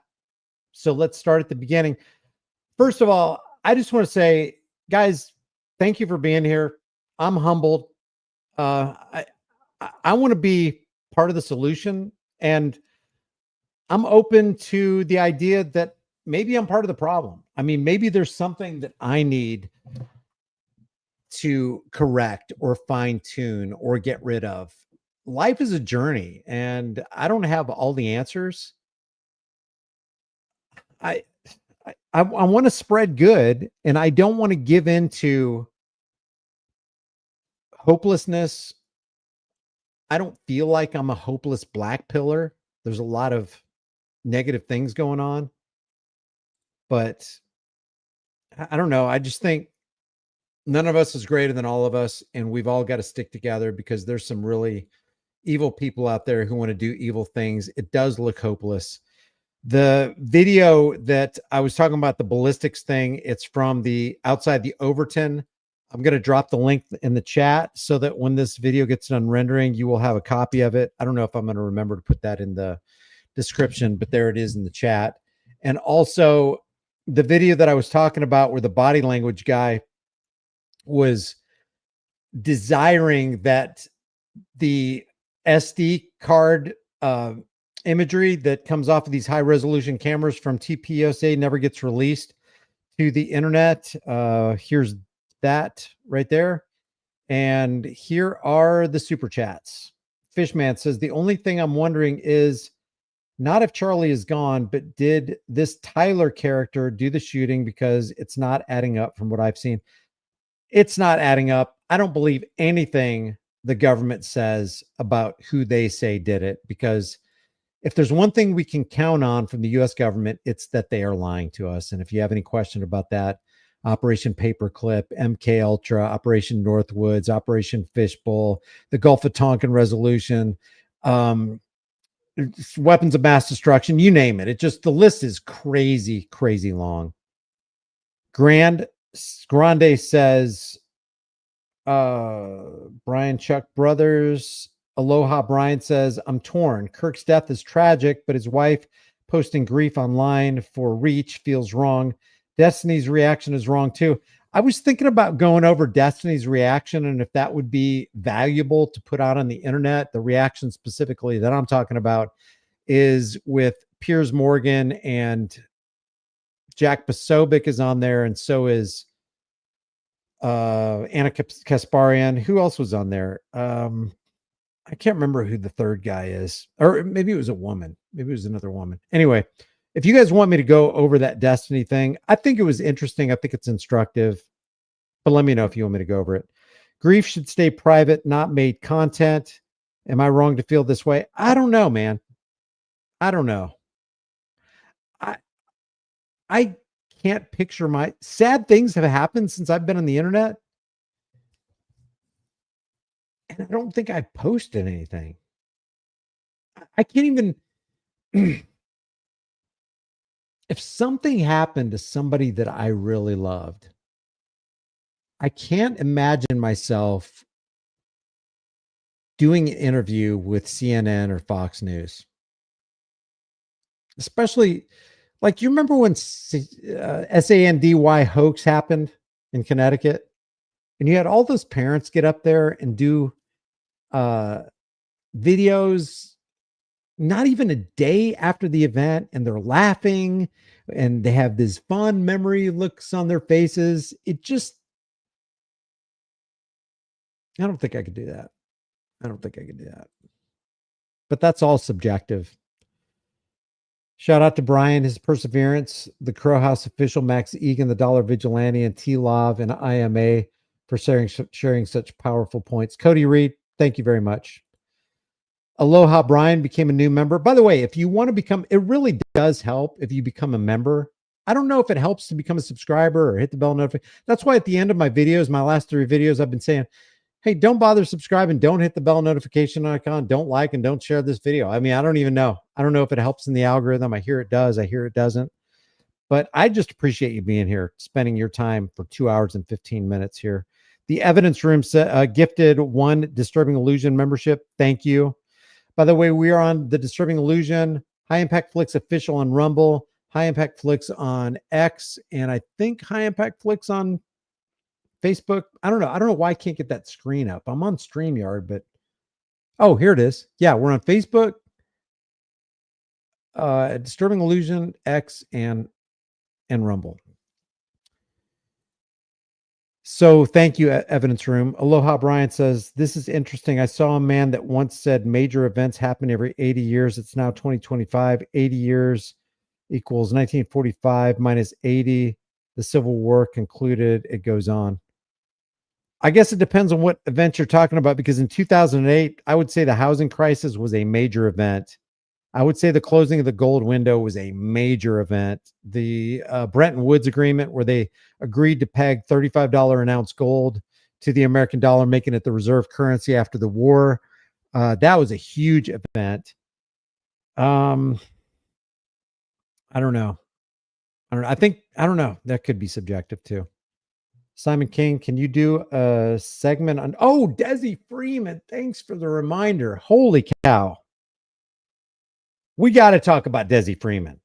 I haven't been keeping it up with the last 2 days, but 2 days ago, Desi Freeman was still eluding authorities. And Desi Freeman, it's almost like they're trying to railroad him with that child CORN thing. And it sounds like it's totally made up when they were serving that warrant, and he ended up offing those 2 law enforcement officials. And it kind of looks like a modern day Rambo thing where he escaped into the woods and they chased him and now they can't find him. And last I looked, it was like 16 days into the chase and they still can't find this guy. They're trying to coax his family into saying, come out, give yourself up, turn yourself into the authorities. It's the right thing to do. Guys, in the movie Rambo, the government was the bad guys. Rambo was the good guy who just wanted to be left alone. So yeah, I need to deal with that. Thanks, Simon. Mike Cucumber, how hard is a 200-yard shot for a newbie? I've heard it takes minimal training. I've heard everything. I've heard it's a really, really difficult shot. Not just anybody can do it. I've heard ballistics experts say with just a minor training, if you have the right kind of rifle and low wind conditions, you can pretty much hit your target every time. I don't know. I don't know. I've never shot anything at 200 yards. Brian, in reference to you got lazy, you're live streaming on YouTube, have 3 different channels. Privacy is over. They use AI with, yeah, I know, man. I know. Every time I sit in front of my computer or I scroll on something on my phone, I know they're looking at me. And I haven't done anything about it. I've gotten really lazy on that. And you almost resign yourself. It's like the machine is so powerful. What preventative measures can I put in place to make sure that I am secure? So do I go off into the woods? Well, they got a satellite in the air. You can get an X feed from pretty much anywhere now with the X satellites in the air. So I don't know. Mike Cucumber says I'm hopeless. F humans. I'm not hopeless. Cody Reed just gifted 5 Disturbing Illusions memberships. Thank you, Cody. I really appreciate it. So yeah, if you want to support the channel, and keep the lights on over here, become a member, or even better yet, sidestep the YouTube algorithm thing and do the Cash App. I've got the links in the description, or just, I don't know, do whatever you want to do. I really appreciate it. Thanks for tuning in. Remember, exercise your mind, exercise your body, put yourself in good physical health, because once your health is gone, like, what do you really have?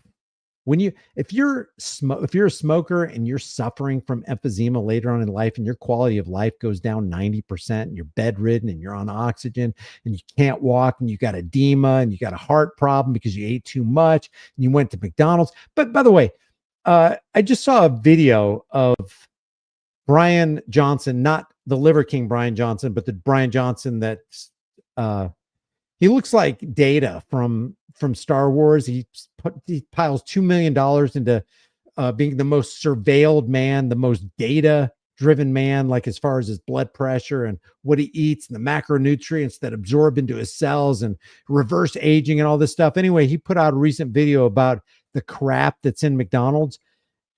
When was the last time you ate, for example, at McDonald's? The last fast food restaurant I ate at, and I'll probably stop doing this, is In-N-Out. I love In-N-Out burgers. I never eat them with the bun, and I justify that, hey, this is good food, this is wholesome food, but it might be just as bad as a burger that's in a Whopper. I don't know. But when was the last time you actually ate at McDonald's?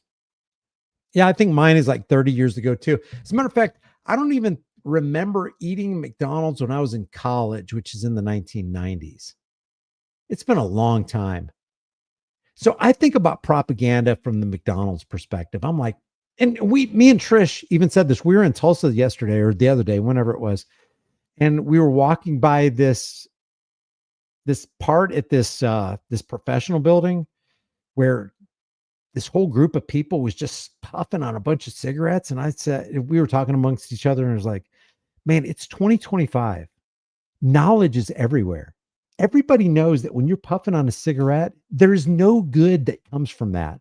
You might get that temporary, nicotine hit or whatever, but you are willingly poisoning every cell in your body. You suck it in, you breathe it into your lungs, it goes into those small sacs in your lungs, the alveoli, and then it releases directly into your bloodstream all of these toxins, all of these poisons. And then you eat crap food, and then you don't exercise, and then you get more calories than you need. And then you figure out later on in life, 10 years, you're 40 years old and you feel like you're 65. You'll look like you're 65. So all I'm saying is, I guess I am trying to preach at you. Just take care of your health. You can do it. If it is to be, it's up to me. If it is to be in your life, it's up to you. So just take care of yourself, take care of your family, love your family like there's no tomorrow, because we're not guaranteed tomorrow. So no matter what happens, don't live on fear. Don't be anxious. Just resolve in your mind that you really own nothing. You don't. I mean, you have a house, you have an apartment, you have a car that you drive, you have clothes that you wear, you have food that's in your refrigerator, you have a refrigerator, you've got electricity, you're paying your bills and all that kind of stuff. But when you die, ain't none of that stuff going with you. It's like they say, there's no U-Hauls that trail hearse. You can't take it with you. Just live like there's no tomorrow. Love like there's no tomorrow. Hold fast to those relationships. Do good. Be a good person. In the midst of evil and chaos, be peace. Flow like a stream. Let things bounce off you. Question yourself if you find yourself getting offended. Why are you getting offended over words? Obviously, the person who's trying to offend you is, either lacking in judgment at the time, they're saying things that they don't really mean, or they're propagandized themselves. So it should elicit sorrow. It's like, I feel sorry for you. You got to admit, we are all propagandized on some level, some more than others. Maybe I think that I'm not as propagandized as I really am. So that's why none of us is greater than all of us. And you can look at me and go, dude, you got it wrong on this. And try to resist the urge of, you mother effer, you suck. You're just a COINTELPRO inside chill. Now, if you get to the higher levels, like Charlie Kirk, Barack Obama, Alex Jones, Jakey the Snake Tapper, CNN, the prostitutes from Fake Stream, CIA infiltrated Operation Mockingbird, MK Ultra Media. They are on a different level. They're on a different pay grade. You and I, we're the little chickens in the yard just looking for some bugs, you know? Just be a good person. Do what is good. Do what is right. Be righteous. Mean what you say. Keep your word. Take care of your health. Take care of your family. Repair relationships if you can. If you have a relationship right now with a son or a daughter, you know you love them. You know there's really no reason for there to be a wedge between you. Just hug them and just tell them you love them. You know? Life is short. The last thing you want is to have somebody in your life that you could have said something to, and then you wake up tomorrow and you get a call and you find out Aunt Mary's dead. And there's nothing you can do. Uncle George passed away last night. You know, your mom got into a car accident and they don't think she's going to make it. Dad's in a hospital bed in Dallas. He's in a coma. They don't think he's going to come out of it. But yesterday, you could have picked up the phone and you could have called him. And whether he rejects your love or not, at least you tried. And then you have on your conscience that you tried to build a bridge. Any fool can tear a bridge down, but it takes a man of wisdom and diligence and courage and long suffering and planning to build a bridge. It is nothing to blow up a bridge. I mean, I'm sure there are some technicalities. I'm really being black and white about this, but it's way easier to destroy drywall than to hang drywall, for example.